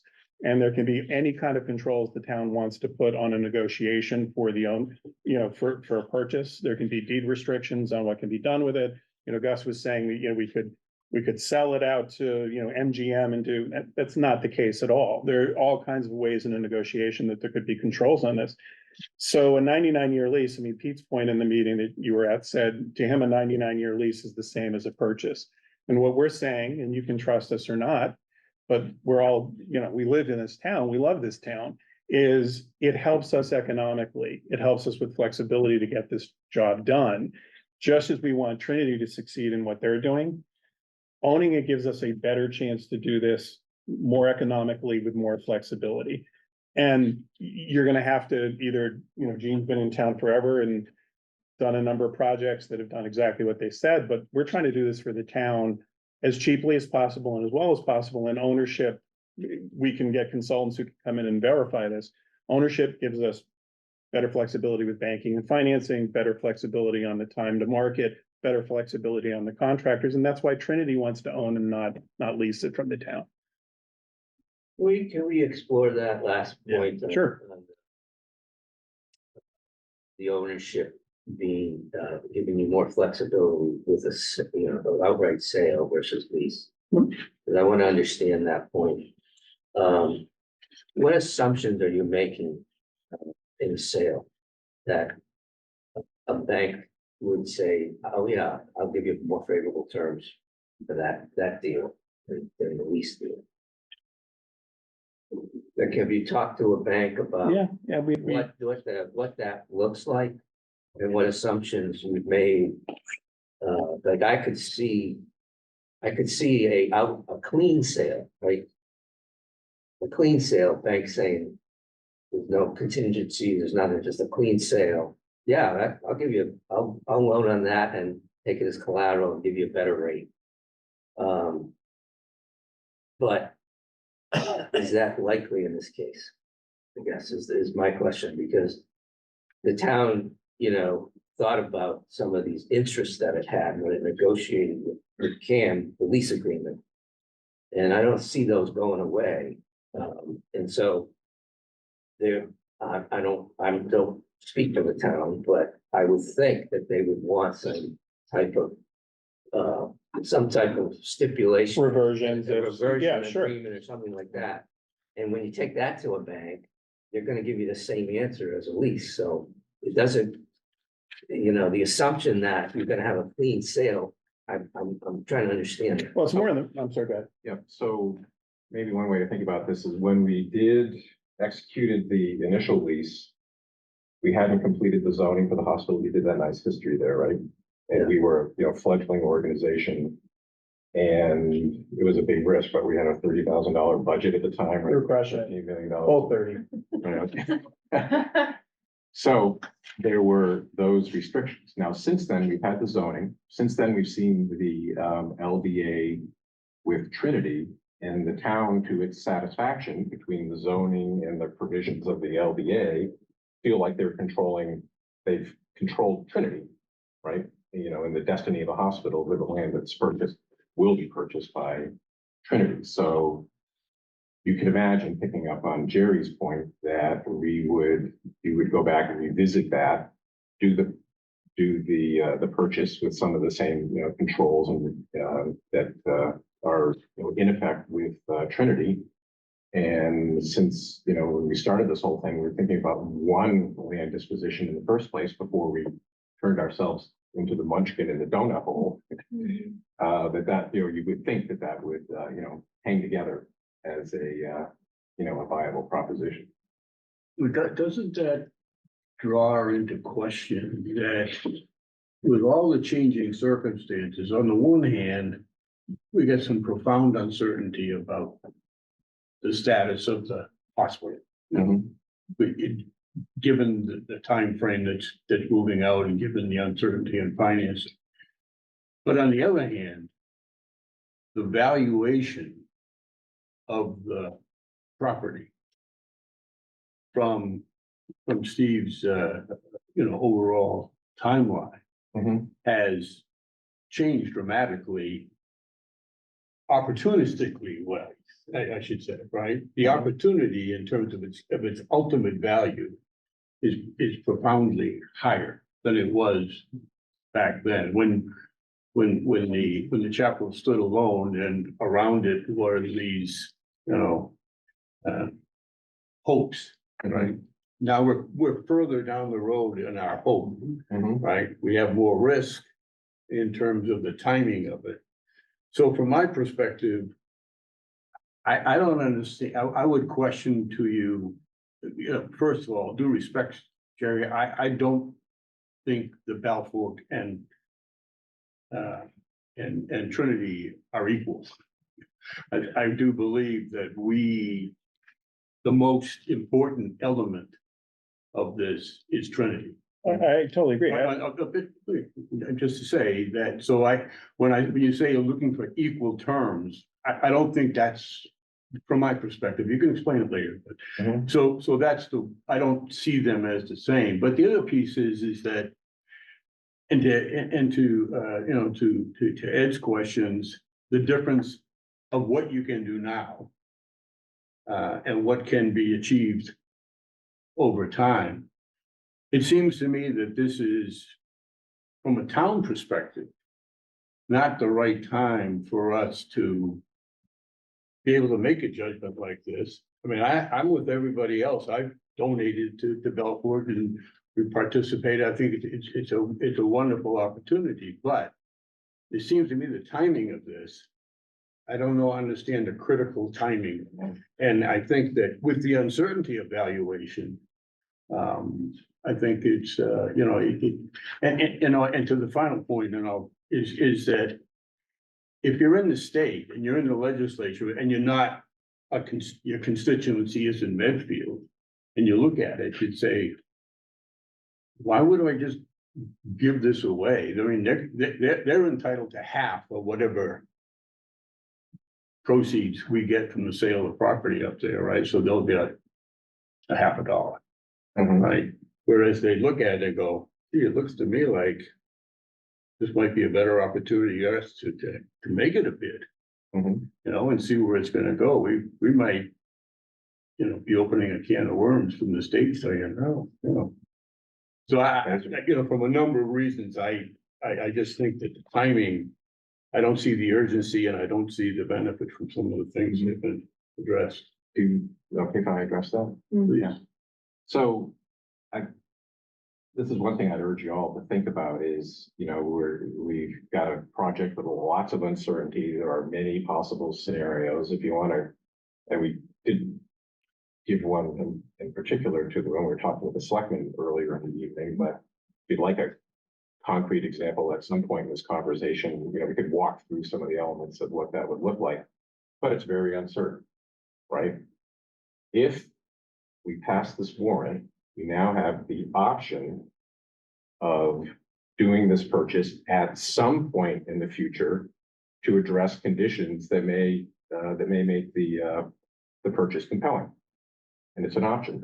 At the moment, as near as I can understand it, it's a zero cost option. There's no cost of voting yes. And now the selectmen have the ability, but they're not compelled to negotiate this. So it's just one more tool in their toolbox as we go down the road. And it could be that the stars line up that, you know, we don't make a compelling case and they say, you know, no, thank you, it's not in the town's interest. Or things could evolve to a point, and we've all been surprised multiple times, right, over the course of this hospital development.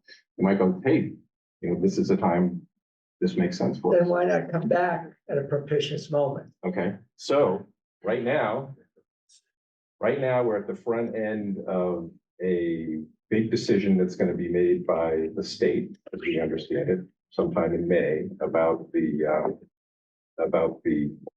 MassWorks funding and whether Trinity can get you know, a commitment that would allow them to go do their fundraising and contend with all their risks, and it might get them on a track that's synced up with us. So within a matter of months, we could see this possible syncing where we can exploit these synergies with Trinity. That would put us 10 months from a town meeting, you know, unless we have a special town meeting. And then possibly, and I don't know whether Elise has something to say about this, whether, you know, further special legislation would be necessary. But we would have the ability to respond quicker if with this authority. They don't have to exercise it if they don't want to. Yes. But now we're in a position to act in a Do more you timely actually have fashion. knowledge that the state in May is gonna move forward, is No. resolve this MassWorks? No. That's news to me. Yeah, I want to be really careful because we got an indication that this was a possibility. I said earlier when we mentioned this, that it can be taken with a grain of salt. But back to this general theme of there's lots of uncertainty and lots of surprises. Let's just say that there's this potential for a pleasant surprise with regard to that. It could line up our schedules. Everything I've heard is, that's news to me. I've heard the opposite, that it's more likely than not that things will get delayed, that it won't get all resolved in May, but leaving that aside, so one question I had, and this question that you thankfully you answered, question number 4. You talk about here, the question was about the benefits realized, the problem solved, the community at large will gain value in the outcome. And Let me just find my question here. Where is it?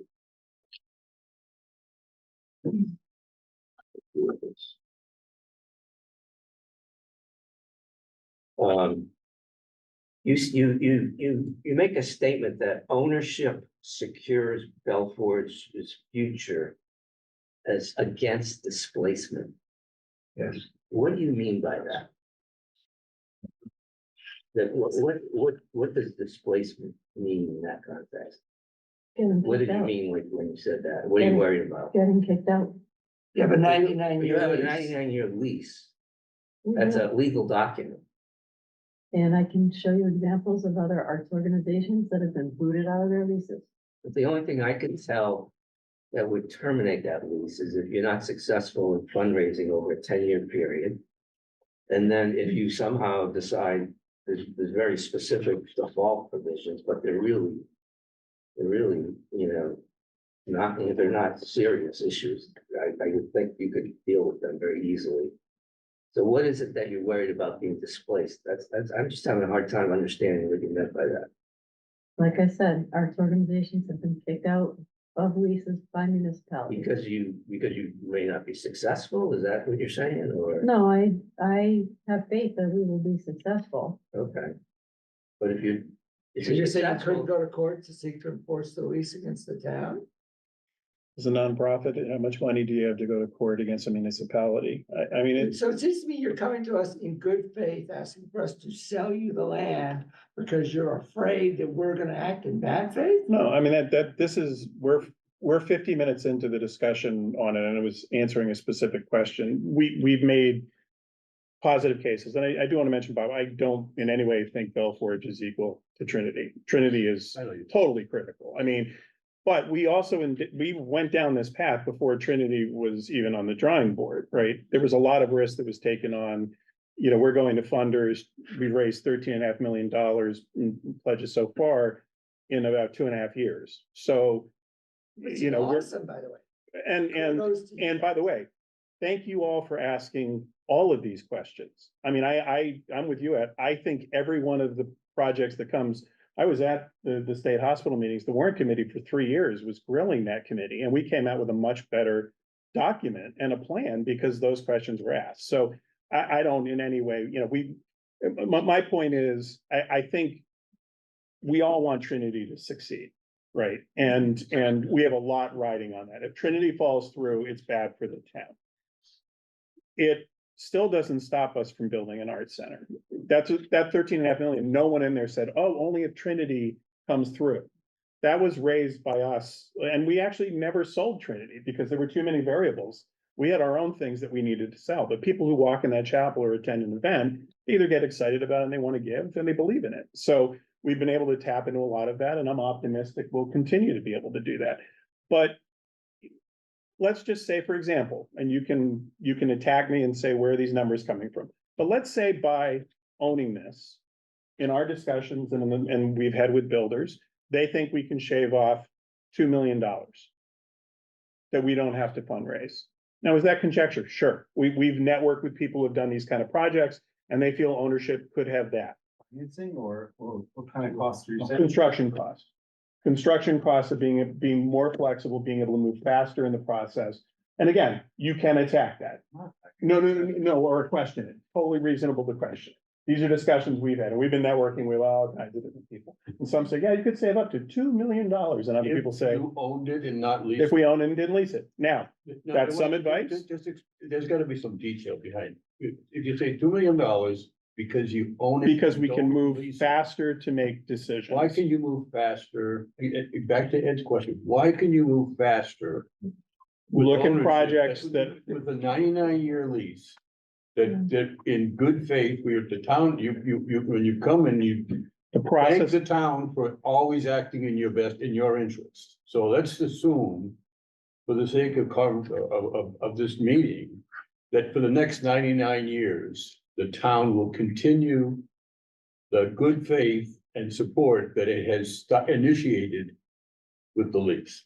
well, I guess I would ask, is going through a public process, does it in any way, and I'll ask council, does it slow down the process versus doing it independently? If you were running a large project, would you rather own it or be leasing it? So, you know, I think anybody that's doing a major construction project, they're gonna go out to bid to get the best price and the best quality building, right? That's not just something that's unique to municipal projects, right? You go out to bid. My dad was a contractor. He spent hours and hours doing estimates so he could put bids on contracts because that's what people do. They want to get the best price. So I don't think that there's any difference in that regard. You follow a process. It doesn't have, it's a 30-day bid process, 60 days with qualifications for bidders. It's not an extremely long, you still have to do the construction drawings, you still have to do general supplemental. No, we have all those. So, you still have to do all that stuff, right? So, I mean, I think personally, having worked on both the private and public side, it's not, everybody's afraid that that's what happens in a municipal or public project, but it's not really the case. Yeah, maybe you can refresh us. Maybe I can add. That's very helpful, thank you.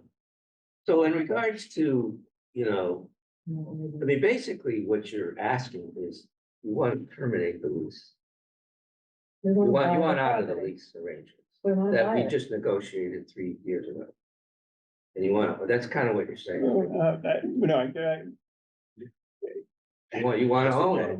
Well, we wanted to own it 3 years ago. There was no way with $30,000 in the bank that we could even have a discussion. It was a risk that the town took. Let me ask you this, is there something, you don't have to answer this, but is there something in the lease agreement you don't like?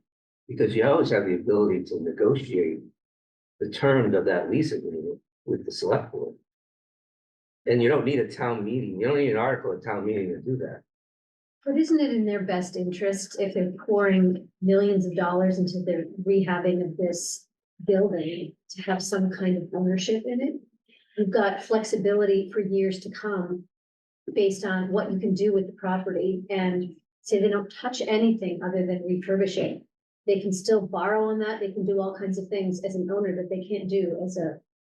I don't know. But that was the deal they entered into not yet 4 years ago. And yet, that gives And them. they're here huge seeking to flexibility. recut the deal today. Well, You know, you can borrow on a lease arrangement. Right. I mean, you know, it's done all the time. So I don't think that's necessarily the issue. So there's a. But I mean, if there's something, my only point is if there's something you don't like in the existing lease agreement. I mean, I'm sure the select board would entertain a discussion with you about amending that. Are you worried about the 7 years left? Haven't it been 3 years now? I mean, I think if we don't, you know, we're hoping to raise the money in the next, 2 years, tops, And again, I think the 13.5 million at this point in time is, I mean, we're not coming here saying, oh, we're now to 60,000 a year. There's been a lot of work to get to this point. And, I think what I will say on it is, again, I think all along from the very beginning, there was hope of ownership, that the land would be given. That was pie in the sky when you are a 30, volunteer organization. Right. So we didn't have a lot of ability to show that there was any hope this project would even happen, right? Yeah. So to sit here today and sort of, be at the position we're in, I guess I want to go back to what was said right at the beginning. This doesn't, even if you vote for this, the select board can say, we're doing nothing with this. But if they decide they want to do it, we're saving 18 months potentially between a town meeting, another town meeting where they have to be authorized, and then going through the state. So literally all we're seeking is the town says, if at some point the select board thinks it's in the best interest of the town to renegotiate this, you have our approval to do this, and you can still say no, because you have total authority to do that. Right. And we respect that. Yeah, I understand that. The weird thing here is that the article is asking to give the select board authorization for something the select board is not asking for. And That's the thing to the. and in 10 months, they might say this is a great deal and they should do it. And then you've saved 18 months of having to go through a process. And then you won't wish you had it. If you have a line of credit, you might never use it, but it's nice to have it. I have a lot of questions I wrote, but I basically have one. It's 2024 today. In 2044, President Musk has driven the country into a deep recession. And People want to hear music. and And the deep recession causes funding for all sorts of things to dry up, including CAM. And there's a lot of other problems throughout the country too. But CAM goes out of business.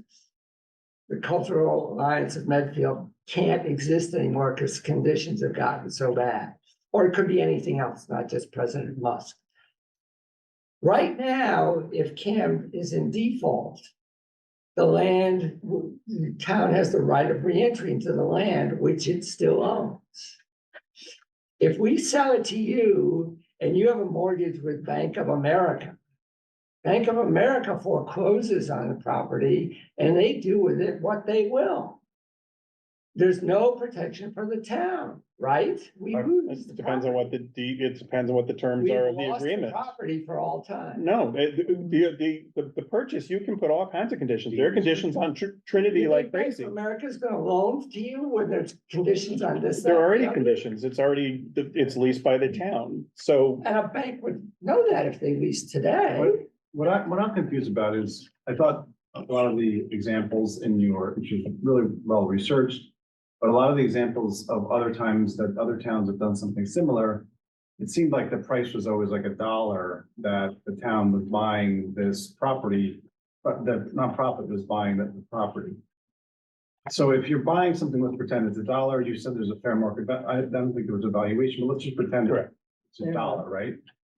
You can't just, I don't think it's as easy then you've just established the value of the thing as $1, which I think it's actually more valuable than it was before the Trinity deal was done. And the Trinity deal makes the land or the whole thing much more valuable than it otherwise would have been. But let's just for now pretend it's $1. A bank is gonna say, well, what's the value of the asset I'm lending against? It's $1. So how can you borrow against an asset that is now $1 by a recent transaction price? Right, so I have two things. One is, we had a professional appraisal done in October. The Trinity was already in the mix. Okay. That value is 0 today because of the condition of the property and the lack of utilities. And I can share that with you if you want to see it, but the value of the Bell Forge property is 0.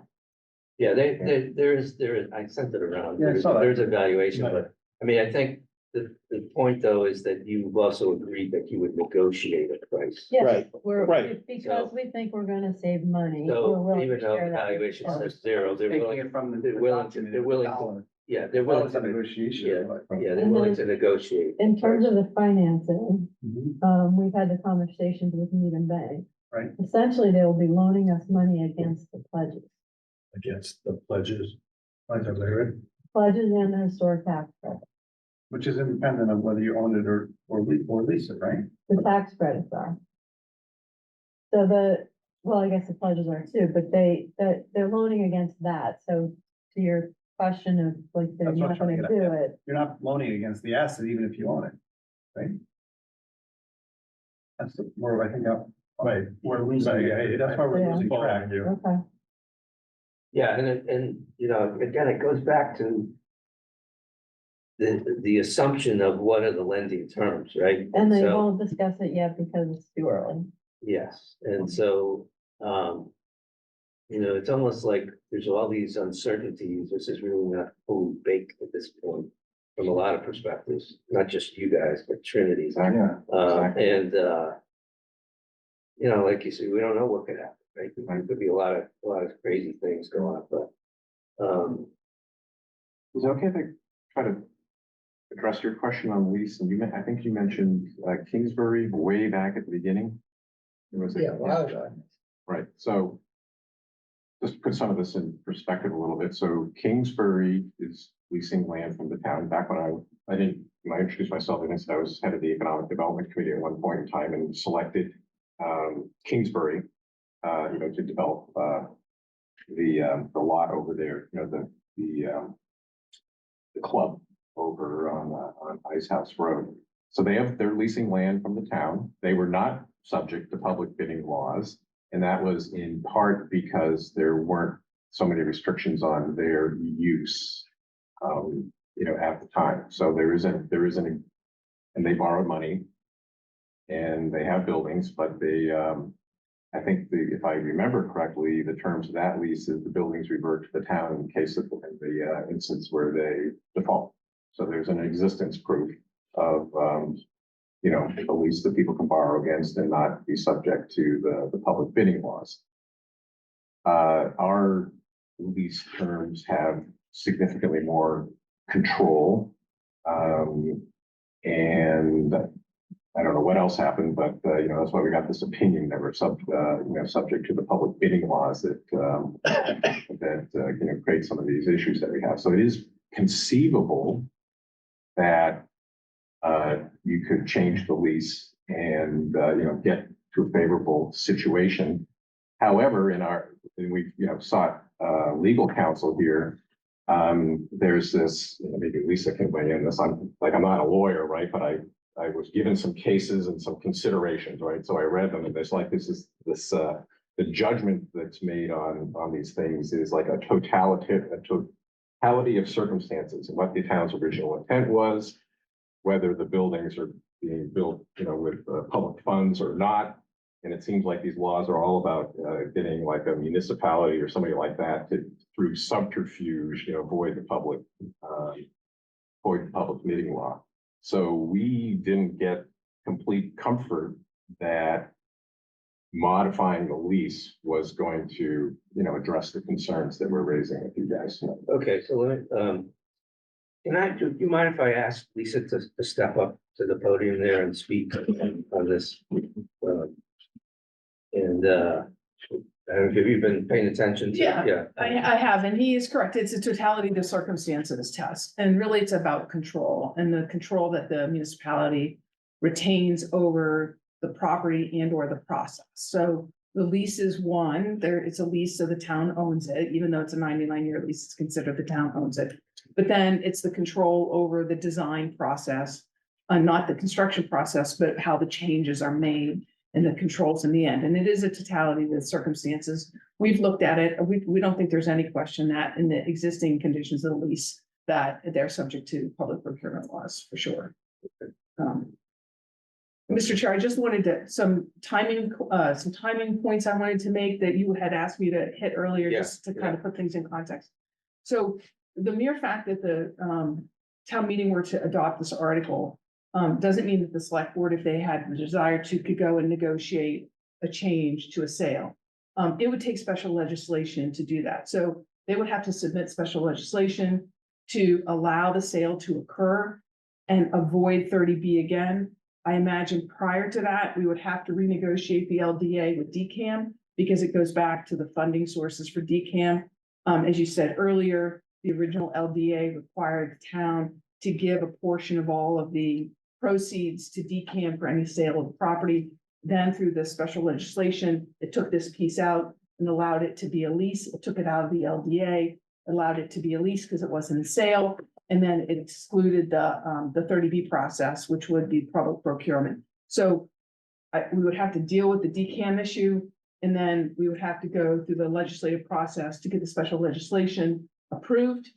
Assuming it were to be approved, then the select board would have to negotiate whatever deal that they would want to negotiate with Belforge on resale or a sale if it got approved. And so that process, the last legislation took about a year to get through.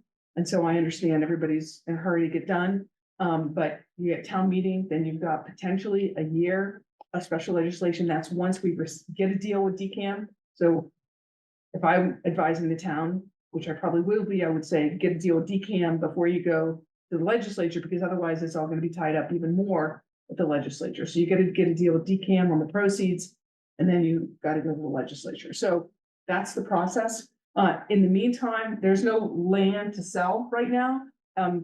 As described in the town meeting article, we know approximately what the land is, but that has to be subdivided. And that's an agreement with Trinity and with the select board. And that is a process that's going to be happening probably over the next 6 to 9 months, because they will be doing the completion of the survey and the actual subdivision, which then has to be approved by the planning board in a proposed subdivision plan. So that's how you get the land, which would actually be transferred. Right now, you can't actually convey anything. You can lease it because we got a leased area, but you can't actually convey anything because there's nothing to convey. It hasn't been broken off yet. So that has to happen as well if this were to go forward. Ultimately, the end of the subdivision process, the lease area will be very specific, or if it were a sale, then it would be a parcel that could be sold. But right now, that can't happen. And that too is about optimistically 6 to 9 months, maybe probably a year by the time we get out of the planning board process. So those are the, the issues that are still outstanding from a timing perspective that would have to happen before any sale could happen, not the least of which would be the negotiation of the terms of the sale. Oh, that's very helpful. So how does, can I ask you another question? We talked about this sort of clean sale versus a contingent sale. A restricted sale. Restricted sale. Because as I understand it, there's interest that the town has. Correct. That they had 3 years ago, or when they signed the lease that still exists today, and explain how that works, like what would that look like? Right, so I'll go back to the Trinity agreement because it was brought up earlier. So there are certain provisions in the land disposition agreement, just a fancy word for purchase and sale agreement, which survive the delivery of the deed and are restrictions on the deed, right? So for example, in the Trinity agreement, all the indemnifications we made to DCAM over the hazardous material, Trinity is making to the town. And so similarly, Belforge would have to make those same indemnifications to the town related to hazardous material. You would, if the town wanted to retain control over approval of the plans, for example, that would have to be in there. If in the event Belforge was going to sell it to a third party, or it was going to, if it went under, if at least, if it financed the property and had a mortgage on it, and they wanted it to be reverted back to the town and have that be priority over the mortgage, it would have to be in there. But then you're in the same position from a financing point of view that you are with the lease. So that's, a reversionary clause is what that's called. I haven't negotiated that with the select board, but I think that they would be insisting on that, it would seem to me, given the purpose of the Arts Center. It seems to me that we're talking a lot about points that would be negotiated. Correct. That the select board would negotiate. Correct. With CAN. Correct. And I'm not sure, is that, since a lot of those haven't occurred. They won't do it unless they're authorized. Yeah, it's chicken and egg thing here, right? Well, the lease has a lot of the things that they're concerned about, right? So the lease, I think the lease is a good That you would need roadmap. town meeting approval to amend that lease. You couldn't engage in direct negotiations. They have the authority to do that. The Yes, select board has the authority. they can, They don't need any. more mutual authority. agreement with the parties. A question. We said, so what is the town's liability in this arrangement? The town's liability in the lease arrangement? I think they're pretty well protected in this arrangement. I think maybe his question is regards to the DCAM arrangement, the LDA with DCAM and the Oh, that environmental, liability, the if environmental. it's, So when the land was, when the land was purchased from the state, the agreement called for Medfield to take on all of the environmental liabilities. So we still have those Yeah, for this understand. parcel. Yeah, I'm asking about the town owning the parcel. Is they have any liability? You know, in that parcel, just for curious. with the lease on it or without the lease on it? I think the lease agreement covers the interests of both the town and DCAM. So, other questions?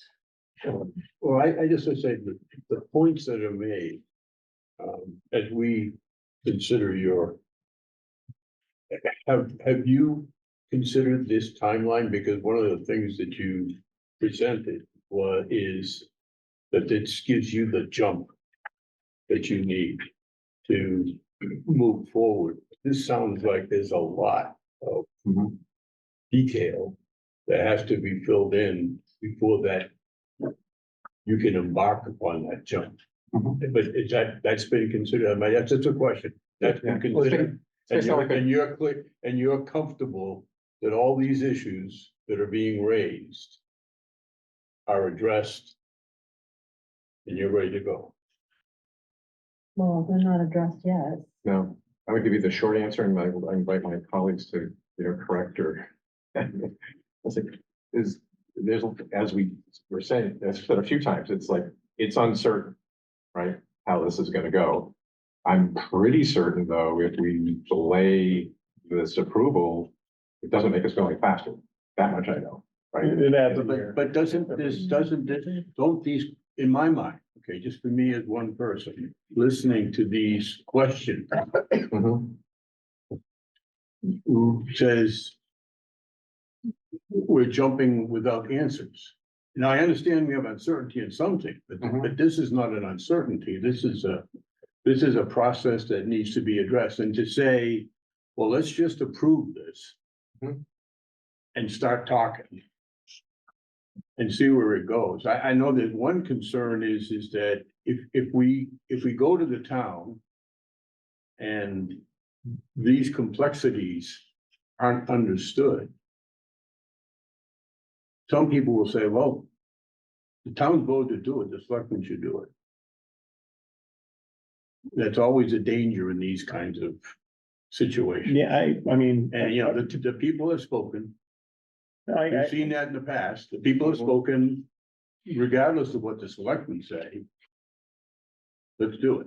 And that puts another element of pressure that the detail is lost. Well, That's you know, my they concern. won't do the conversations without that authorization. Sorry? The select board will not have those conversations with us unless they're authorized to do so. Well, Steve's point on the negotiation of the lease is one that, Yeah, I guess two things. One is the lease, we talked about an existence proof, but again, talking to our council, it's gonna be this totality of circumstances, which is not a certainty that will pass muster unless, Lisa, you are very. No, convinced. it's always gonna weigh in favor of following the procurement process, right? I Yeah, mean, I think so- that the town select would board still really own would it. have to go like this. I don't know that Right. but in any instance, I don't know that they would be willing to do that. I mean, I haven't had this conversation with them, but Mhm. I don't know that they would be willing to do that in either instance, whether it's the lease or the sale, Yeah. right? So you're in the same position. But back to all this uncertainty that we're talking about here, Yeah. it could be the case that a sale works and a lease doesn't. Right? Well, if the sale has the controls in it, the sale's not gonna work in the totality of circumstances. Go back to your cases and read the Lowell case about UMass Lowell. Okay, That What did was, you think? but that was public money being spent on a dorm, if I recall, that they, The ran private it, they developer did. laundered it like kind of through a leasing Yeah, arrangement, which isn't really like us, right? well, no, not specifically, but my Yeah. point is that they thought since it was all on the developer, right? They own the property, all of that they would be able to do it. And because the university retained the control, they said no. Mhm. Right. But the other factor in that case was it was university funds Yeah. that underpinned it, which is not, the town No, you don't never have- intended to correct, pay for these correct. buildings. But You had just made a comment that you're gonna lose a year if this doesn't pass. If we wanted to try to embark in a negotiation, so they're not authorized to talk, we'd have another town meeting next year that could then start the clock. This long arduous clock is gonna be long and arduous. It just adds a year if we don't at least have the option to start this sooner. All it's giving them is the authorization, which they're not gonna do right now. But, given the circumstance with Trinity, if that all of a sudden starts accelerating, it doesn't take away the entire process we still have to go through, which is going to be long and excruciating. Bye. Yes. And all I can tell you is in the board meetings and I'm not gonna get into private discussions we had in our board, we feel strongly enough about the benefits to doing this that we're initiating this. This is not easy. This is not Like, oh gosh, check off that box. We understand it's an arduous process. We've done the calculation for our finances and our projections, Yeah. that this is a better thing for us to do. And it was done with people like Pat and I've been in business for 37 years that looked at this and said, this is a reasonable thing for us to enter into, for us to be able to do this project for potentially less money. And maybe we have the discussion on the financing, you know, like we had talked about, you know, I don't want to get into all of our financing here in a public meeting, you know, but I can tell you that as a board in our deliberation, we view that the ownership financially is better for us in having to raise the money we need to get this project started, or else we wouldn't initiate it. I mean, it's not like, hey, maybe we'll try this and waste everyone's time. It's like, this is important to us. So in other words, in the fundraising effort, it's viewed by donors as less risky. Yes. Is that what you're saying? Yes. Okay. And we get questions like that about arts, and we can answer it and say, no, we have a lease. Yeah. And if a donor doesn't want to give us money because of that, then yes, it helps our fundraising. It also, we believe, Well, I do have a lot of questions on, I think a separate meeting on that would be good, but. yeah. So on, one last question on, you know, it's getting late, I apologize, but, there, I think it's a question 11, where you listed out a series of other deep transactions or deals. That's what I was looking at. And, I'm wondering if you can provide us, not tonight, but get to us more information on what the terms of these sales were, if you have a price, you know, some of them you do, some you don't. But basically, was it a public procurement process or was it special legislation? You know, those types of questions. I can ask again. That's, Okay. this is, the information that's in here is what I was given when I reached out to these organizations specifically to ask them. What was the arrangement? I think it would be helpful to know if you can do it without a lot of effort. It'd be great. Is it okay if I put a question back to you guys? Bob, Want to in ask us a particular? question? Okay. No, Well, so we're not making any decisions. Understand. And I should add, for the benefit of the rest of the Warrant Committee, the presentation, the numbers that you did prior to your being thrown off the state hospital were terrific and reliable and were used in the rezoning. So I have a lot of faith in your work. And we got a pleasant surprise on the upside from those numbers, right? Right. But, so just to give you some credit where credit's due. Well, thank you. My question for you guys is, you know, you talk about potential bad optics. You didn't use those words, but at town meeting, like where we, you know, ask for the vote is yes, and then there's like, you know, pressure on the selectmen. I'm hopeful that we came off as positioning this as putting them in a position to act if, you know, if in their judgment it makes sense. And it's kind of an option, you know, another tool in their toolbox. So I'm hoping that's not coming off like we're trying to jam them, if you will. No, I know, no, actually, no, I wasn't implying that. I'm just saying from my perspective, the less informed may view the events as being, well, the town vote is this, this was the issue, so they need to go forward. And I don't want to put words in Gus's mouth, but he expressed some of that concern in some of his comments tonight. That optics would put, you know, pressure on that. I think said he did. Something. He was subtle on it, but I think you read between the lines, right, Stephen? I think it was hell no, yeah, no, he was very clear about it. Yeah. He was very clear in saying that, he didn't want to, what did he say, to put the tail in front of the dog in terms of, we can't address this now. He doesn't want to do anything that might jeopardize our relationship with Trinity and affect their decision-making over the next year or two. Which you can understand. Yeah, and neither do we. But to that point, we spoke to Trinity and they're in favor of it. They feel it helps, Or at least but they support it I because understand. They support Belforge's success. It matters to them that we're successful. It matters to all of us. This whole thing comes back to, Yeah. negotiation, in my opinion. This is Which all. this is what we need which- authorization for that. but we're not authorized to negotiate anything. We're just an advisory. Understood. What did you say? Oh, I just was gonna comment, like, when I read through all this material, the thing that I kept coming back to is that there is some uncertainty with Trinity. Mhm. Right now, the sale has not come through, and so for me, this timing, although I love what you're doing, it just doesn't.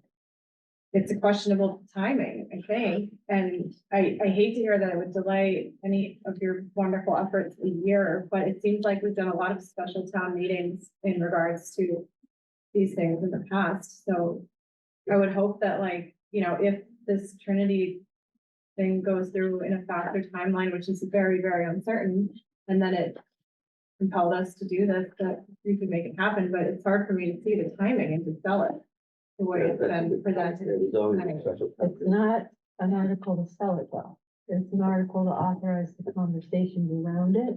I would have a hard time putting the town through the expense of a special town meeting for Yeah, this, if we could put it on the table. I hear you, but I don't know that that's how people are gonna see it, you know, like, I'm trying to see it from another. Yeah, and you know, the other thing is that when I first read, remember, I go back to the very first question we asked, which is what's the motion?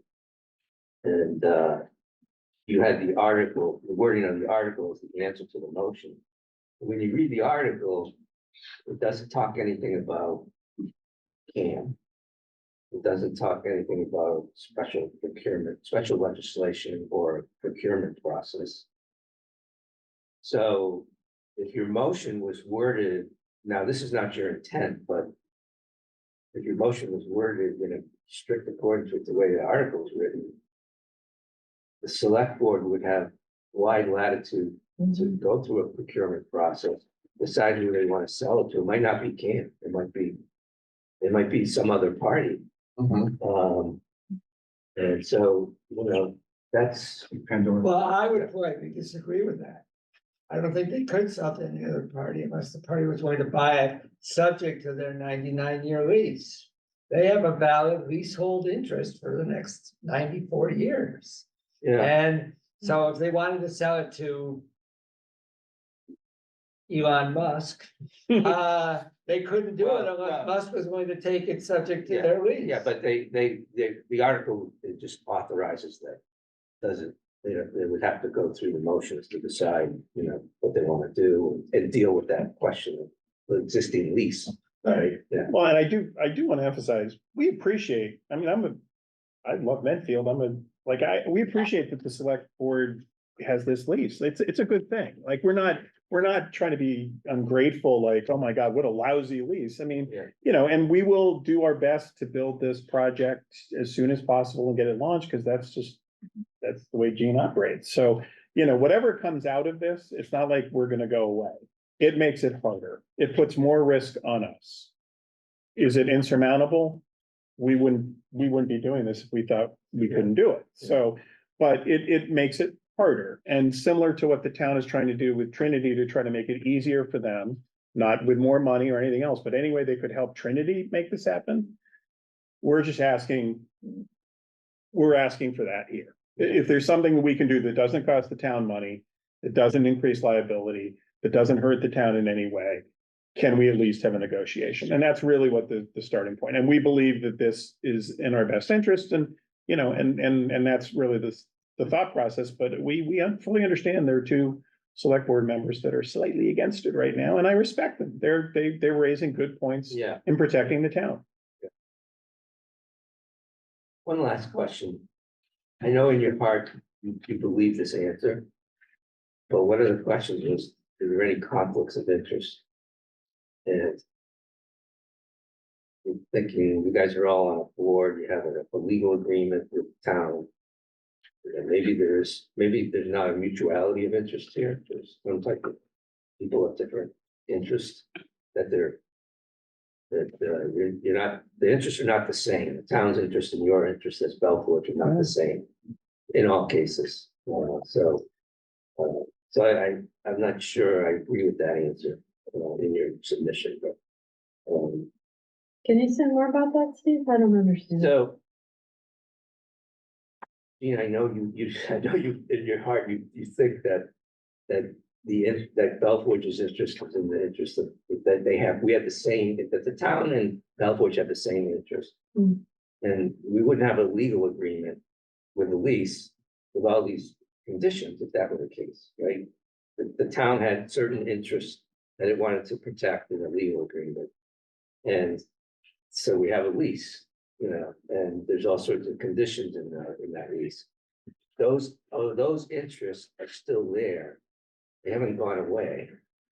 The town's interests, and they're different than Belforge's interests. I mean, you just said Belforge's interests are, obviously you guys want to be successful, save money and, pursue this. Well, to give the town, which the town said they wanted, I mean, they voted in every survey, every meeting at the state hospital master planning, they wanted an art center.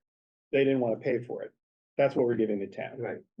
The town is not spending a penny to build a $30 million building that's gonna have a performing arts center and 17 classrooms in the center, in a beautiful location up there. Right. So I mean, I disagree with you completely. That is totally in line with the interest, because the town in the master planning session said they wanted this, and here's a group that's no cost. I'm making no money on this. I'm volunteering my time, just as you are all volunteering to help the town. Right. So I take offense at that, because you can have mutual interest in fill up contracts. You get married. It's a marriage contract. There are terms. And I hope you have a mutual interest, but I mean, Can I put that a different way? yeah, maybe that's better.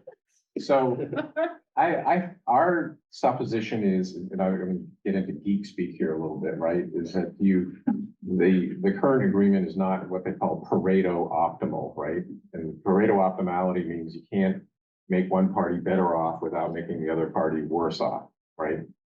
We're thinking that we don't need to make one party better off without making the other party worse off. In these agreements. So that's the incoming supposition. Back to legality, I was asked to recuse myself from the Medfield, some of the deliberations of the development committee because I was on the board of Belforge. Yeah. So legally, Yeah. the state recognizes that we have different interests. Right, That's right. how they do. Yeah. And if any of you were on this committee, you couldn't participate in these deliberations. Mhm. Because you'd have a conflict. Right. Anybody on this committee would have a conflict being on that board. But there have been warrant committee members who have had, and I'll say that. Yeah, I mean, you're in a town where you're serving on multiple things, and I can understand if there's a financial interest in it or a personal gain in it. But there are members of the town that volunteer in different ways in the town that, I don't know. I think in a negotiation between a developer and us, I can understand that, but I'm not saying there's a perfect match of interest, but as far as the end goal of it, I think we're aligned on the same thing. Yeah. Oh, you made it. So Steve, with the idea that the lease has town interests that maybe don't align with our interests, would that be?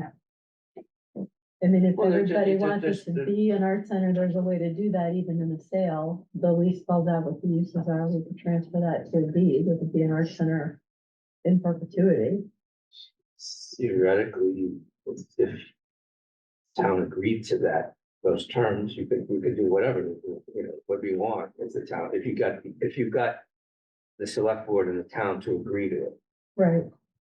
But 3 years ago, they were concerned about certain things that were not in your interest, were in their interest, and they put them in an agreement. I don't see some of those going away. Yeah, but I think there's new mechanisms in place to safeguard them, like LDA zoning, things like that. Again, another one of our suppositions about, how this might. Yeah. At any rate, I think we're sort of getting off into theoretical negotiation, which is not We're not allowed to do. Yeah. But is there anything else people want to ask? I had a few balance sheet questions, but I can hold those. Maybe, I think you and I can sit down. Yeah, I think it's too late for a balance sheet. Thank you. Yeah, we have We your, could numb your mind with financials as much as you There's a want. bylaw after 9:30, you can't do balance sheets. It's we gotta did send around the financials to everybody. If anyone has questions on those, send them to me. And, Ed and I will get together with you guys to go over this. Okay, Awesome. all right, Thank you. great, thank you. Well, drop Thank your you. time.